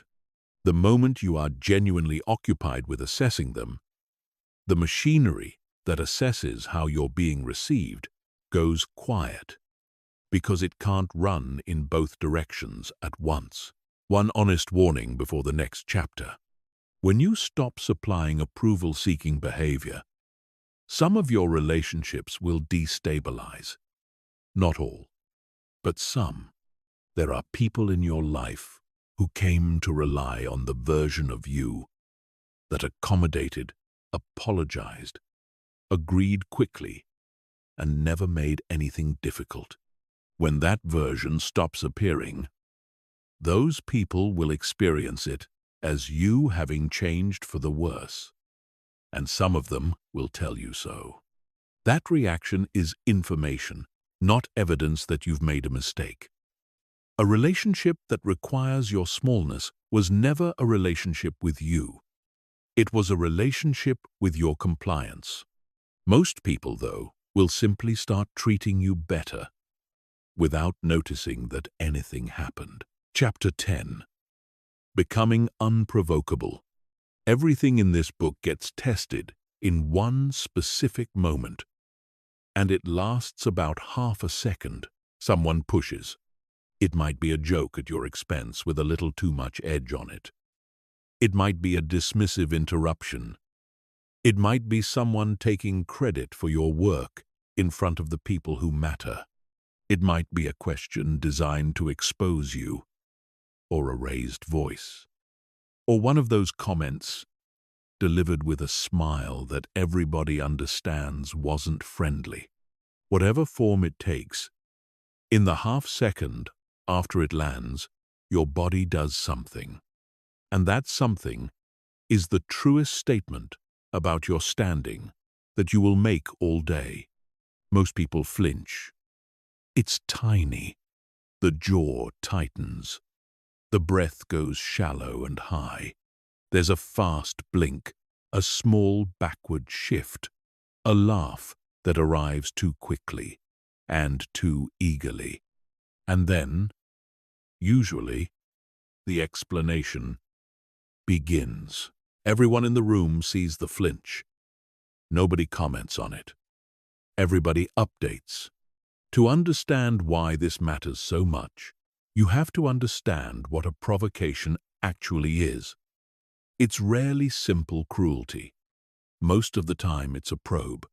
Human beings test each other constantly to establish where everyone sits, and most of it isn't conscious or malicious. A small push goes out, and the response calibrates the relationship. If the push produces a big reaction, the tester learns that you can be moved, that your state is available to them, that they have leverage.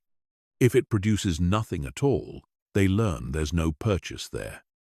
And the testing generally stops. This is why the same person is targeted repeatedly by different people across different environments. And it usually has nothing to do with anything they're doing wrong. It's that their reaction is reliable.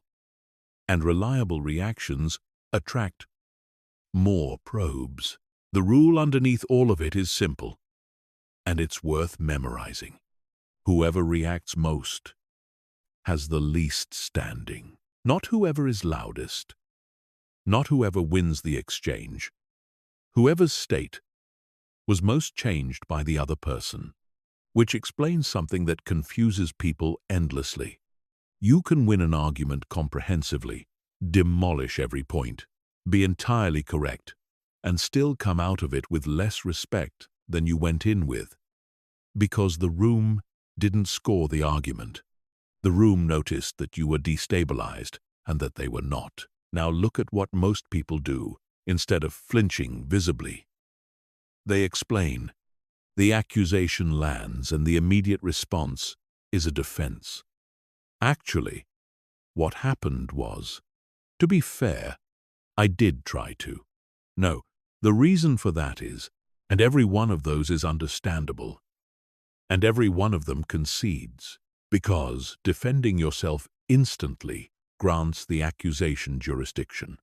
It accepts that the charge was legitimate enough to require an answer, that this person had the standing to demand one, and that their verdict on you is a live question. You may go on to win the exchange. You've already lost the frame. This is why the pause from the last chapter is so devastating in exactly this situation. Silence doesn't rebut the accusation. It declines to recognize the court. Now, the most important distinction in this entire chapter, and if you get it wrong, you'll make yourself worse rather than better. Non-reactivity is not suppression. Suppression is feeling the full hit, being genuinely wounded and genuinely furious, and clamping down on it so it doesn't show. That is not what's being described here, and it doesn't work. Suppressed reaction leaks anyway, through the tightness in your face and the pressed quality in your voice and the way your body holds itself. It builds up. It comes out later, disproportionately, at someone who didn't deserve it. Or it turns inward and becomes the conversation you have with yourself at 2 in the morning. Genuine non-reactivity means the thing didn't land hard in the first place. And the reason it doesn't land is not that you've become tough. It's that your sense of your own worth wasn't up for a vote, so their opinion of you didn't arrive as news requiring urgent processing. That's the whole mechanism. Provocation only detonates when it hits something uncertain. If a stranger tells you that you have 3 arms, you don't flinch, because there's no uncertainty for the statement to grip. The comments that wound are the ones that touch something you already half suspect, which means being unprovocable isn't primarily a discipline.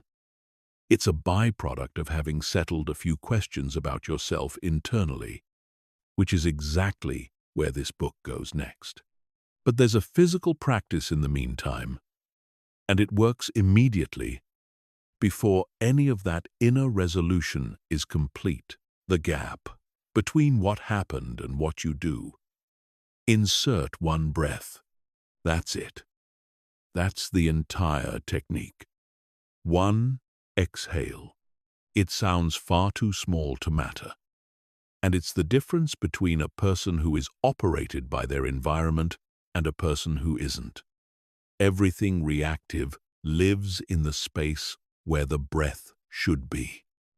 Take that space back, and the reaction, which was going to happen automatically, now requires a decision. And you will frequently decide not to bother. Here's what to actually do in that half second. In order. Breathe out. Keep your face exactly as it was, which is the hardest part and the most important. Hold your gaze where it already is. Let 2 or 3 seconds pass. Then choose. And you have 3 options, all of them strong. You can continue as though the remark didn't require handling, picking up the thread you were on. This is the most quietly powerful, because it treats the provocation as beneath the level of things that get responded to. You can hold the silence and let the other person fill it, which they almost always will, and what they produce will usually be a softening, a clarification, or a retreat, and they'll do it in front of everyone. Or you can address it deliberately, from a completely level place, later or now, having chosen to, rather than being compelled to. That third option matters, because being unprovocable is not being a doormat. And this must be said clearly. Some things genuinely need addressing. Someone repeatedly undermining you needs to be dealt with. A pattern of disrespect needs a response. But there is an enormous difference between anger that erupts and anger that is chosen. Reactive anger transfers control to whoever triggered it and always looks like weakness, however loud it is. Deliberate confrontation, initiated calmly at a time you selected, in a manner you decided on, is one of the most formidable things a person can do. And it's read completely differently. You didn't lose your temper. You made a decision. Everybody can tell which one they're looking at. Build the capacity in graduated steps, because trying to be unshakable in the highest stakes conversation of your life on the first attempt will not go well. Start with the smallest irritations, the ones with nothing riding on them. Slow traffic, a rude stranger, a message with an unnecessary tone. Practice the breath there, where failure costs nothing. Then move to mild social friction. Being interrupted, being contradicted on something small, someone taking a light shot at you among friends. Only then take it into the rooms that matter. And here's what you'll eventually notice, which is the reward for all of it. The provocations stop, not because people became kinder, because probing you stopped producing any return. Nobody keeps testing a surface that gives nothing back, so the tests move elsewhere, and you find yourself in a strangely peaceful position where the dynamics that used to exhaust you simply don't form around you anymore. People will describe you as unflappable. They'll bring you difficult situations because you don't add heat to them. In any crisis, you'll become the reference point. For the same reason, discussed earlier, that a group of activated nervous systems will always organize itself around the calmest one available, none of which you achieved by winning anything. You achieved it by not moving. Chapter 11. Boundaries without words. Almost everything written about boundaries teaches you what to say. The right phrase, the firm sentence, the way to decline without offending. And then people learn the sentences, deliver them correctly, and find that nothing changes. The same person keeps making the same requests. The same colleague keeps handing over the same work. The same relative keeps making the same comments at the same dinner table. The reason is that boundaries are almost never established by sentences. They're established by conduct, and a sentence delivered by a body that contradicts it is worth nothing at all. Picture the classic failed no. The words are clear, but the head is tilted. The voice rises at the end. There's a wince in the face, an apology in the shoulders, a slight lean toward the other person, and a small nervous laugh at the end of it. What has actually been communicated is that this no is provisional, that it was difficult to produce, and that a little more pressure would probably dissolve it. The other person may not consciously analyze any of that. They simply come away with a feeling that there's still room, and they ask again next week. And they're right too, because there was. Meanwhile, a person who has said nothing at all can establish a boundary so clearly that it's never tested again. That's what this chapter is about. Let's go through the tools. And notice that not one of them requires you to say anything. The first is the non-response, which was introduced earlier and deserves its full weight here. Someone makes a remark that crosses a line. You don't laugh, you don't object, you don't fill the space. Your face stays exactly as it was, and your eyes stay where they were. The remark is left standing in the open where everyone, including the person who said it, can hear how it sounded. This is the single most effective boundary available to a human being, and it costs one thing only, which is your willingness to sit in about 4 seconds of discomfort. Almost everyone flinches away from that discomfort by producing a small laugh. And the small laugh is what gives the remark permission to happen again.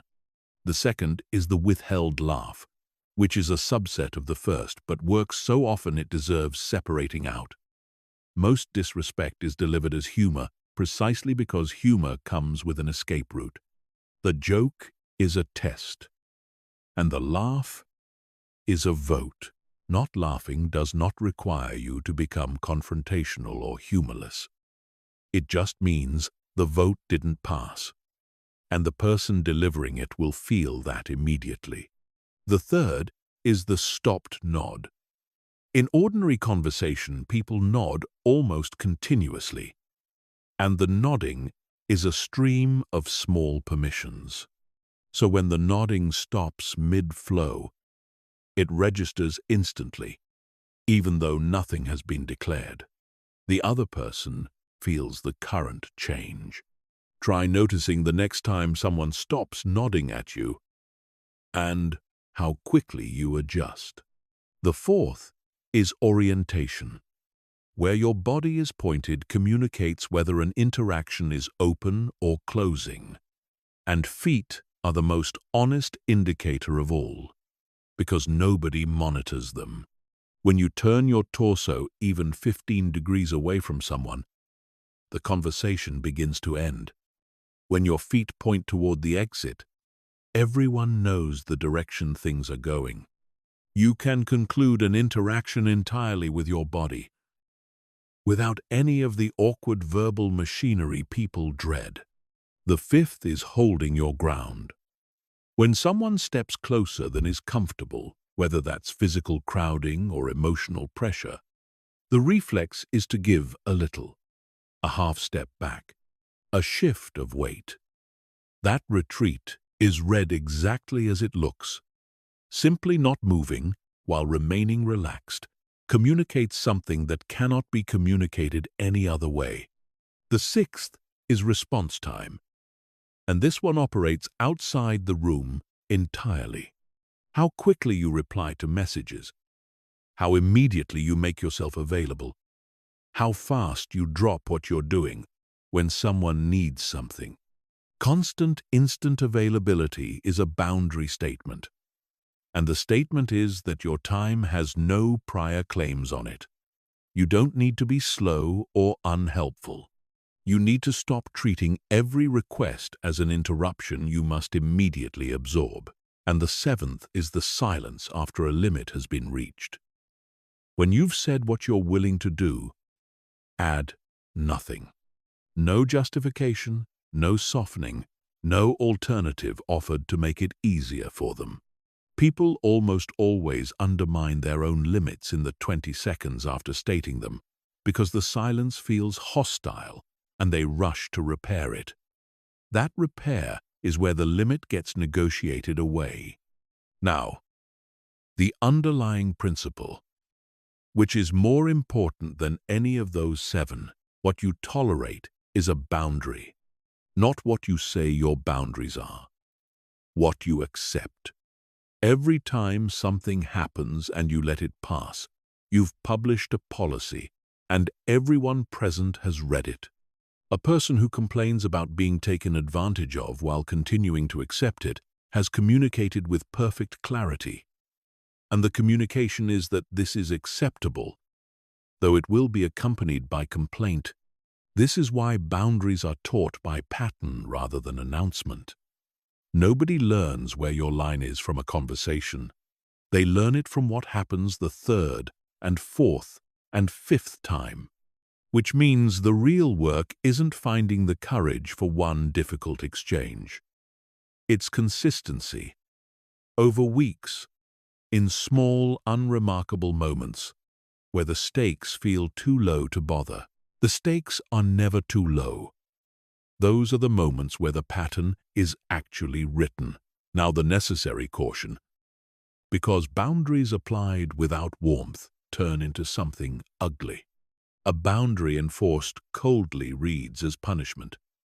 Withdrawing, going silent in the wounded sense, becoming distant to make a point. These are not boundaries. They're a form of control, and people experience them as such. The distinction is simple. A boundary is about what you will do. Punishment is about making the other person feel something. You can decline someone while remaining entirely warm toward them. Your face stays open. Your tone, when you do speak, is unchanged. Nothing about your affection for them shifts. You simply aren't available for the thing being asked. That combination, warmth in the manner and firmness in the substance, is what makes a boundary land as strength rather than as retaliation. And it's the same pairing that has appeared in every chapter of this book. One last thing to prepare you for, because it catches people badly. When you begin holding a boundary that was never there before, the pressure will increase before it decreases.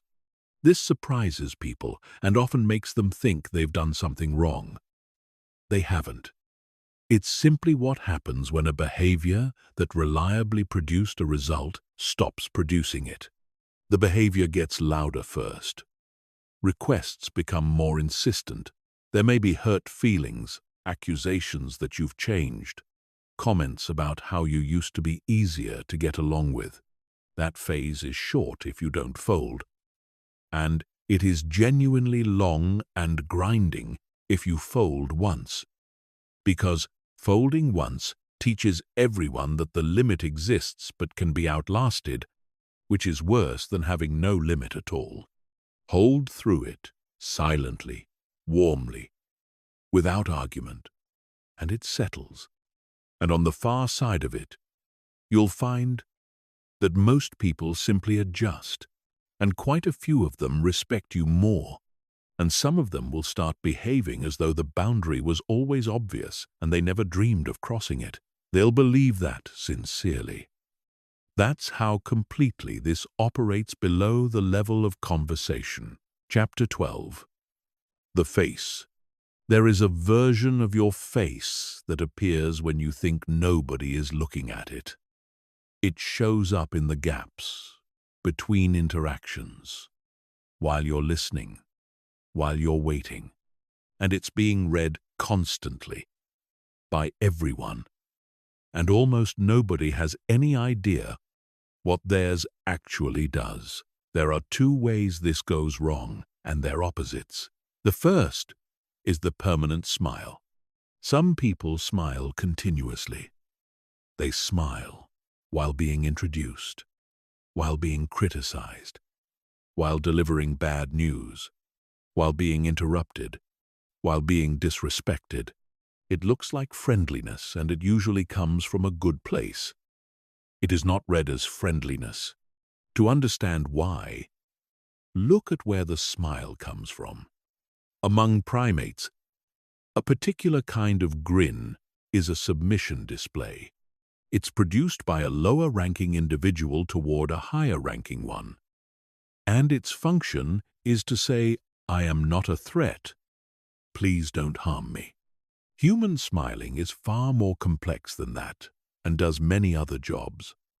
But that ancient thread is still in there, and it's why the constant, automatic, unearned smile registers as appeasement rather than warmth. The tell is timing. A genuine smile arrives after something. It's a response. The appeasement smile arrives before anything has happened, or during things that aren't pleasant, or it's simply held permanently as a kind of protective coating. Watch someone receiving unfair criticism while smiling, and you'll see it immediately. The smile isn't happiness. It's a request not to be hurt, which leads to the correction, and it's counterintuitive. The value of your smile is determined by its scarcity. A smile that's always on communicates nothing, because a signal that never varies carries no information. A person who doesn't smile automatically and then smiles genuinely at you has given you something, and you feel it. The exact same expression is worth almost nothing from one person and a great deal from another, and the only difference is how freely it's distributed. This is not an instruction to stop smiling. That produces the second failure mode, which is worse, the hard mask.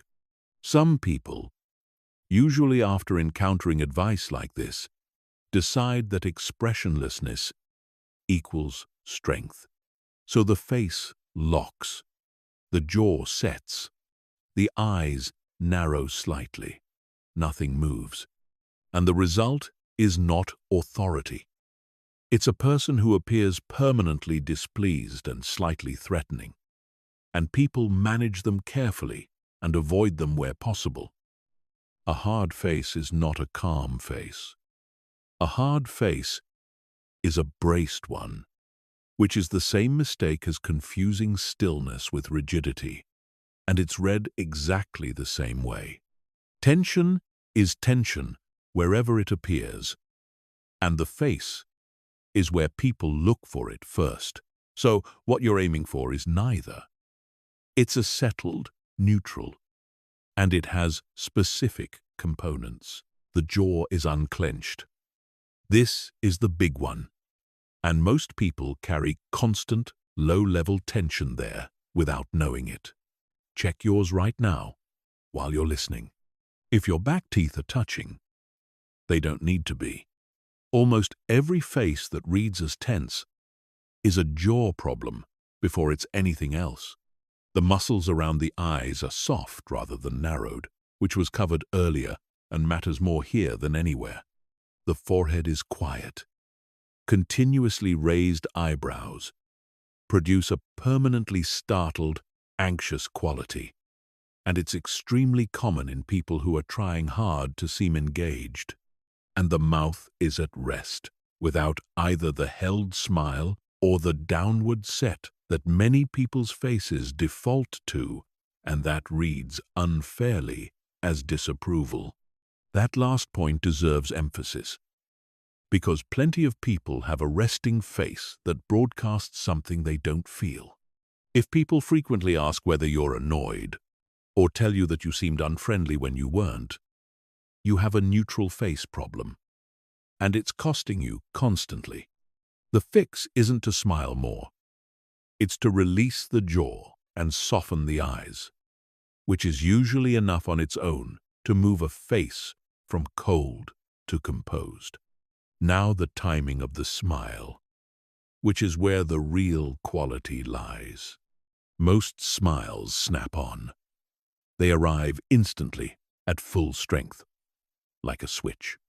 A slower smile, one that takes a moment to arrive and then spreads rather than appears, is received completely differently.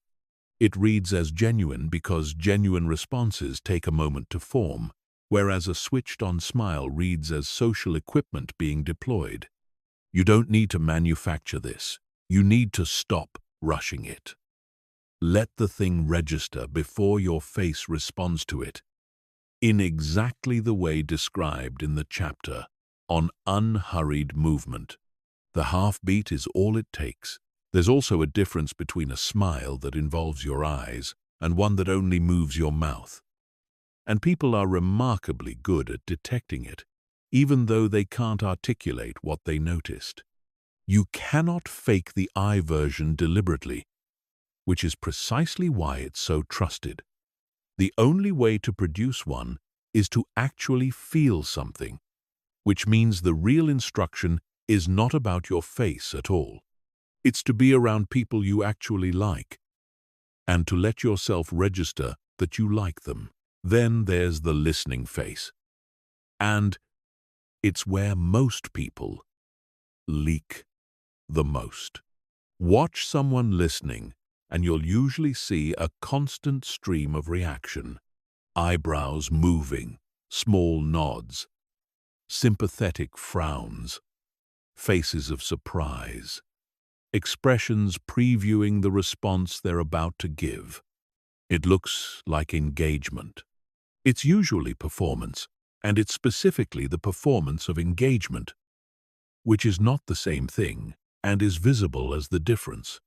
A face that stays composed while listening, that lets things arrive without immediately displaying a reaction to them, is unusual and powerful. It says that what you're hearing is being taken in rather than being responded to. And it says that you're not managing the other person's impression of how well you're listening. The strongest version of this appears when you're told something intended to shock, unsettle, or destabilize you. The teller is watching your face for the payoff. A face that receives it and simply continues to receive it, without the widened eyes, without the small intake of breath, denies them the entire transaction. And once again, no word has been spoken.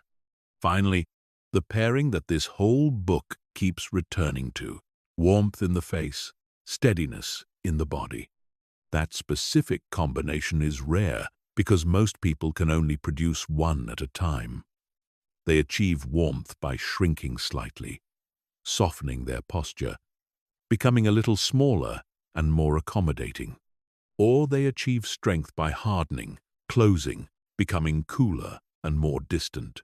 Doing both at once, an open and unguarded face on a body that is completely settled, is the actual signature of quiet confidence. And it's why the people who have it are described in contradictory terms: approachable and intimidating, kind and formidable, easy to talk to, and impossible to push.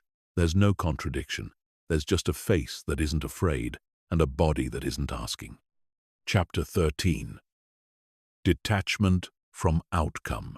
Everything in this book has been leading here, because this is the mechanism underneath all of it.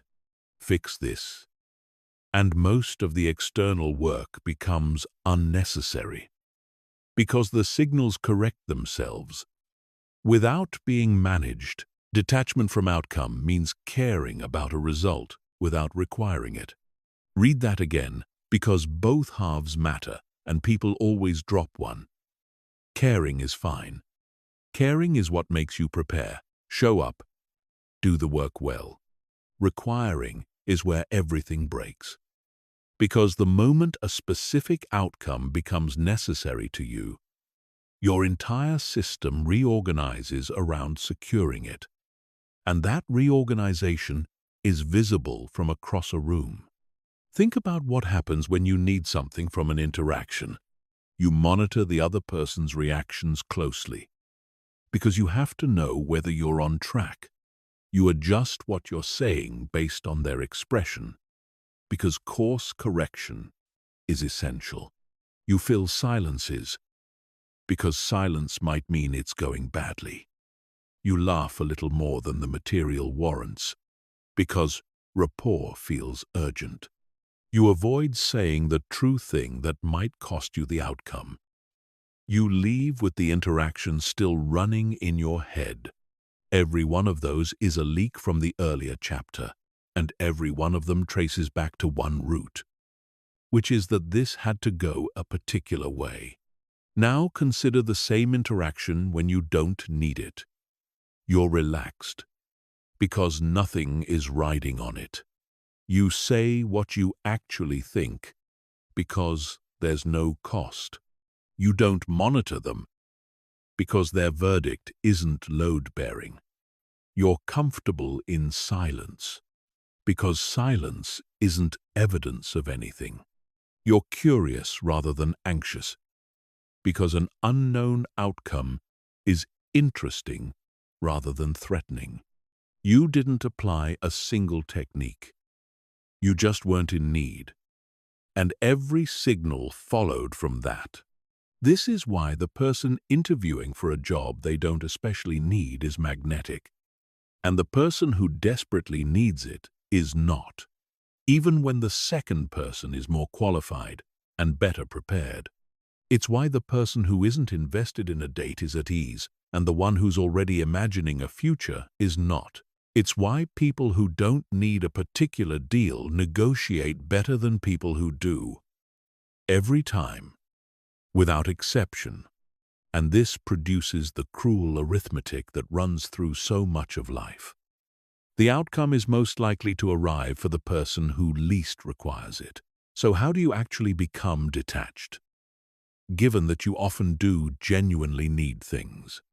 There are two routes, and the first one is the honest one that most books in this genre skip, because it isn't a mindset technique, and it requires actual work. Build real options. Detachment is not primarily a psychological state. It's usually a reflection of your material situation. A person with money saved is calmer in a salary negotiation, and no amount of visualization substitutes for the savings. A person with other prospects is relaxed in an interview, and the relaxation is a rational response to their circumstances, not a trick they performed.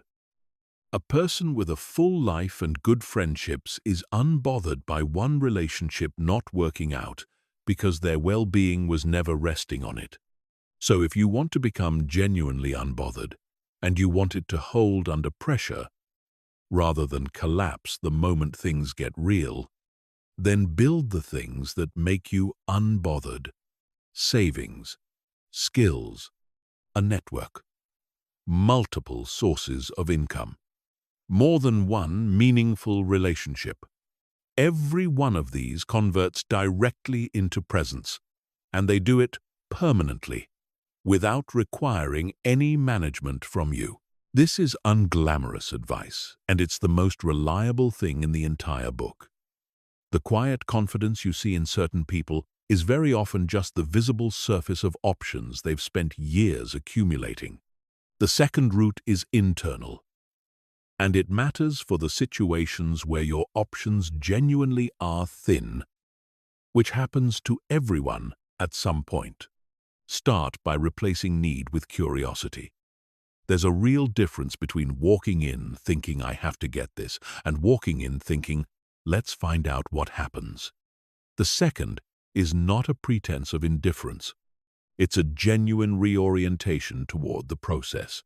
And curiosity is the natural enemy of anxiety, because both are responses to uncertainty, and only one of them can occupy you at a time. Then separate what you control from what you don't. Your preparation, your conduct, how you treat people, whether you told the truth, whether you did the work properly, those are yours entirely. The decision, the verdict, the other person's mood that day, what else was happening in their life before you walked in, whether they'd already promised the role to someone else. None of those were ever yours, and they never became yours through worry. This distinction is very old, and it survives because it works. Hold yourself accountable for your conduct with complete seriousness, and release the result with complete willingness. Most human suffering comes from having those two exactly reversed, taking full responsibility for outcomes we can't control while being careless about the conduct we can. Then run the walk-away test before anything that matters. Ask yourself what you would actually do if this fell through. Follow it through to a real answer, not a vague dread. What's the next step? What's the alternative? What does the following month look like? Most people have never done this. They carry an undefined catastrophe in their chest, and undefined catastrophes are far more frightening than defined ones. Having a concrete answer to what happens if this fails is the fastest route to walking in without desperation, because you're no longer standing on a single point of failure. 2 warnings before moving on. The first is that faking detachment doesn't work, and it's obvious. Performed indifference is its own leak.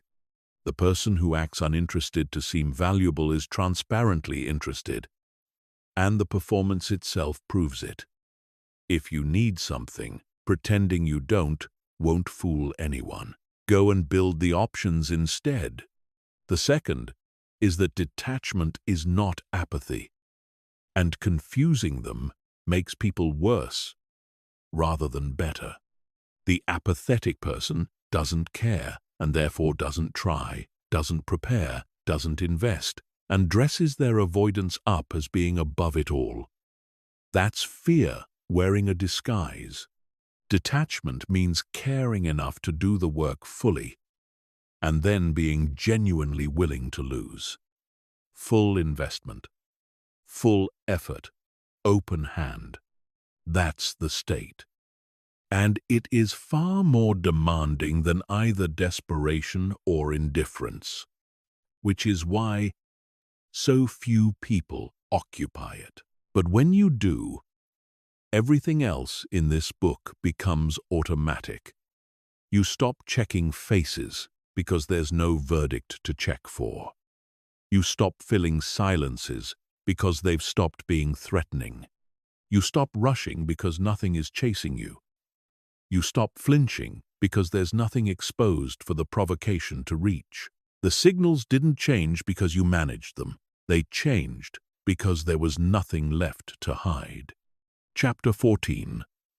Self-respect is the source. There's a flaw beneath everything discussed so far. And, if it isn't solid, none of the rest holds under real pressure. You cannot project self-respect you don't have. You can approximate it. You can manage your posture, control your speed, hold your gaze, sit in silences, and it will work in ordinary conditions.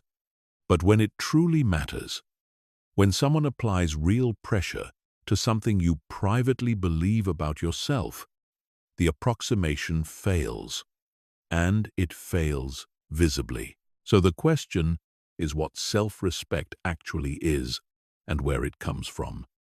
And here, the usual advice is not just unhelpful but actively misleading. You've been told to believe in yourself, to repeat affirmations, to speak kindly to yourself, to decide that you're worthy. And there's a reason this rarely works. Some part of you evaluates evidence and cannot be talked out of what it has seen.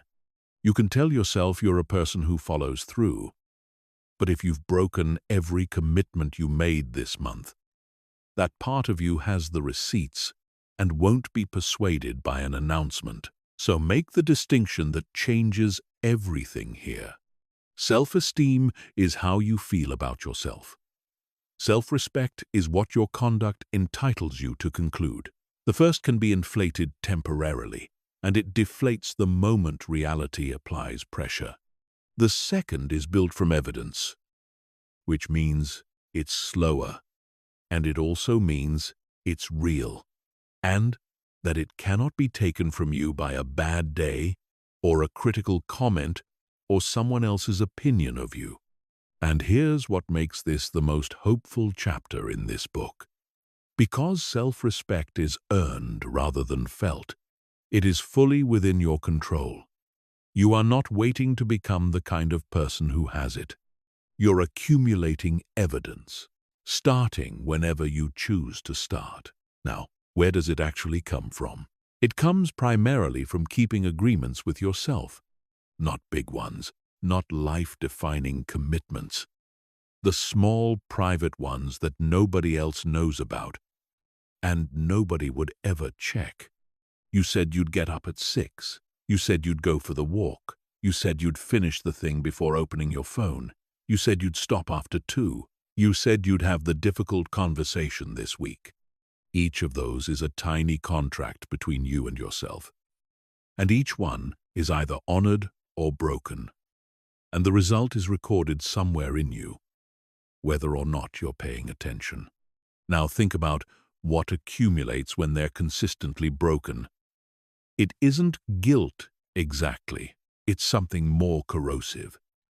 And it's the quiet knowledge that your word to yourself doesn't mean much. And a person who knows, at that level, that their own word is unreliable will find it very difficult to stand in front of another human being and be entirely solid. Something in them knows. This is the hidden explanation for a phenomenon people find baffling. Highly accomplished people who can't accept a compliment. Successful people who feel like frauds. Individuals with every external reason for confidence who visibly don't have it. The achievements were real. The ledger was still in deficit. Self-respect isn't built from outcomes, it's built from conduct. And you can achieve a great deal while betraying yourself daily. The good news runs in the same direction. Small, kept promises rebuild it faster than any achievement. And the reason is that the ledger doesn't record magnitude. It records reliability. So start absurdly small. So small that it feels almost silly to bother. Pick one thing today. 1. Make it something so minor that failure is essentially impossible.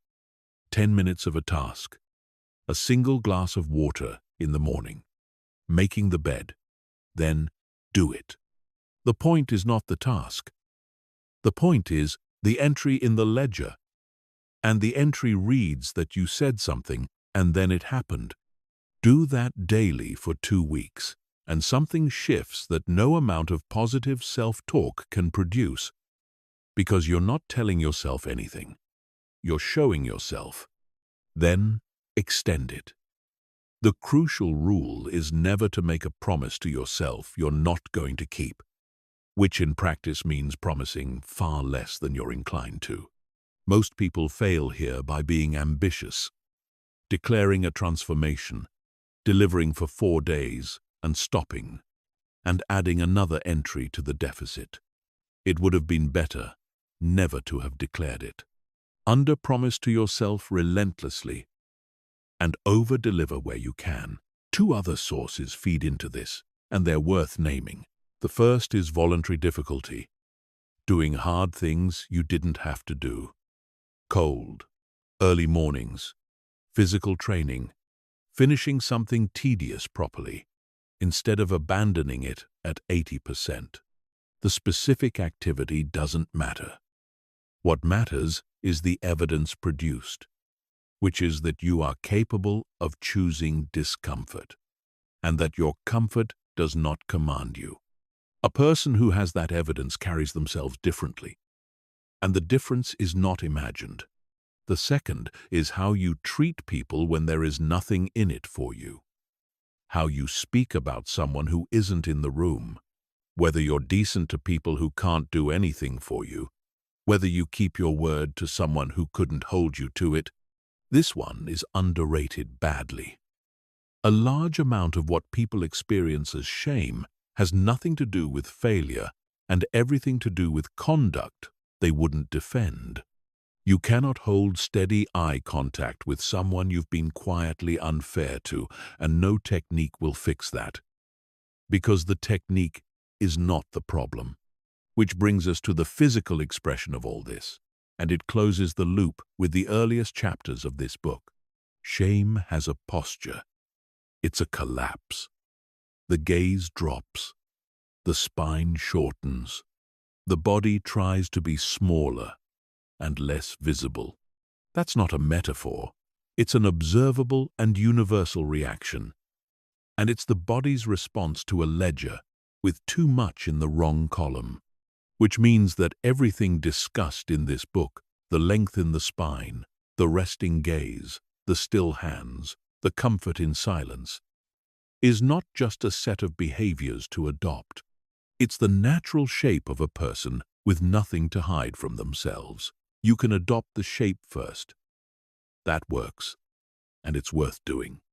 And it starts changing how you're treated immediately. But if you also close the ledger, you won't have to hold the shape. It'll just be how you stand. Chapter 15. The practice. Everything in this book collapses into a few things you can actually do. And this chapter is where it becomes a practice rather than a set of ideas you found interesting for 2 hours. There's a specific failure that happens with material like this, and it's worth naming so you can avoid it. People finish, feel genuinely changed, resolve to apply all of it, sustain that for perhaps 3 days, and then default back, concluding that it didn't work for them. It didn't fail because the ideas were wrong. It failed because 15 simultaneous changes cannot be held by anyone. So here is a much smaller structure, and the smallness is the point. Begin with the morning, because the first hour sets the tempo of the entire day. If the first thing you do on waking is reach for your phone, you begin the day in reaction. Before your feet are on the floor, you've absorbed messages requiring answers, news designed to activate you, and other people's demands on your attention. Your nervous system starts the day already responding, and it will stay in that mode until something interrupts it, which usually nothing does. You don't need an elaborate routine. You need the first stretch of the day to belong to you before it belongs to anyone else. 10 minutes is enough. 20 is better. Nothing incoming, nothing demanding. Whatever you do with it matters far less than the fact that nothing is being done to you. Then the breath, which is the single mechanism underneath everything physical in this book. Longer out than in. 3 of them before anything that matters. Before you walk into a room, before you answer a call, before you open a message you're dreading, before you respond to something that landed badly. That's it. And it's not a wellness suggestion. It's the switch that turns down the system, producing every leak discussed here. Then the threshold pause, which may be the highest return practice in the entire book. Every doorway becomes a cue. Stop for 1 second, 1 breath out, then walk through. That's the whole practice. And if you do nothing else from this book, do that one. It will change every entrance you make for the rest of your life. And entrances are where the judgments get made. Then the 1 breath rule for everything else. Before answering a question, before agreeing to a request, before reacting to news, before replying to something that annoyed you, 1 breath. Inside that single beat lives the entire difference between a person who is operated by their environment and a person who decides. Then, the daily dose of disapproval, which is how the approval reflex actually gets dismantled. 1 small thing per day that risks mild disapproval. Say you don't know. Disagree without hedging. Send the message without the apology. Don't laugh at the joke that wasn't funny. Let someone be slightly annoyed with you, and don't repair it immediately. Then the daily kept promise. 1 small thing you said you'd do, and then did. That's the ledger entry, and the ledger is the foundation everything else stands on. Then the stillness minute. 1 minute a day of doing nothing on purpose. In a queue, or a lift, or a waiting room, with no phone and no fidgeting. You're not meditating. You're building tolerance for being present with nothing to do, which is exactly the tolerance that lets you sit comfortably in a silence with another person. And at the end of the day, 2 questions, which take about 30 seconds. Where did I leak today? Where did I keep my word? Not to punish yourself, just to see. Awareness alone changes a surprising amount because most of these behaviors persist for no reason other than that they're invisible to the person producing them. Now, how to actually roll this out? Because you still shouldn't do it all at once. Take one signal per week. Just one. That week, you're only working on that. 1 week for still hands. 1 for the threshold pause. 1 for the 2-second gap before answering. 1 for unhurried movement. 1 for the withheld laugh. 1 for the resting gaze. 1 for the length in your spine. 1 for the daily disapproval. 1 for the kept promise. 9 weeks, and you'd have moved through the entire architecture. And by the end, the early ones won't require attention anymore, because they'll have stopped being things you do and started being how you are.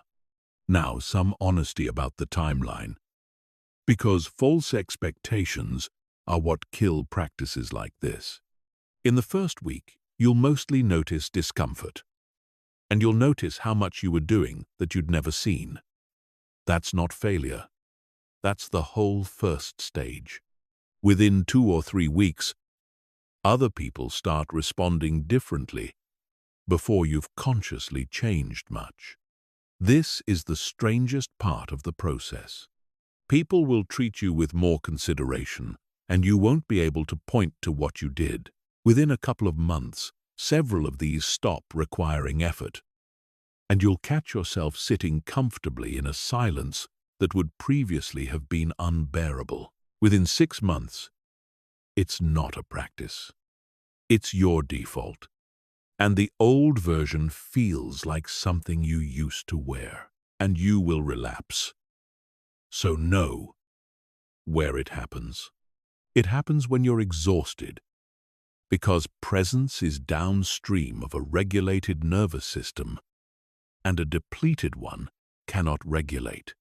It happens in genuinely high-stakes situations where the old patterns come back hardest. And it happens most reliably around family and very old friends. That last one deserves explaining, because it distresses people. You can build all of this, feel completely different, and then spend a weekend with your family and find yourself 20 years old again, small and reactive, and seeking approval from the same people you always did. Nothing has been lost. Old relationships carry a stored model of who you were, and being around them reactivates it. It doesn't mean the change was superficial. It means the environment is powerful. And that particular environment took decades to build. The practice there is exactly the same. The breath, the pause, the doorway. Notice the pull. Don't fight it. And simply do one thing differently. That's enough to begin loosening a pattern that old. Final thoughts. Go back to the room from the beginning. 2 people. 1 filling the space with words, working every corner of it, making sure they were noticed. The other saying almost nothing, standing easily, unhurried, comfortable in the gaps. You now know exactly what separated them.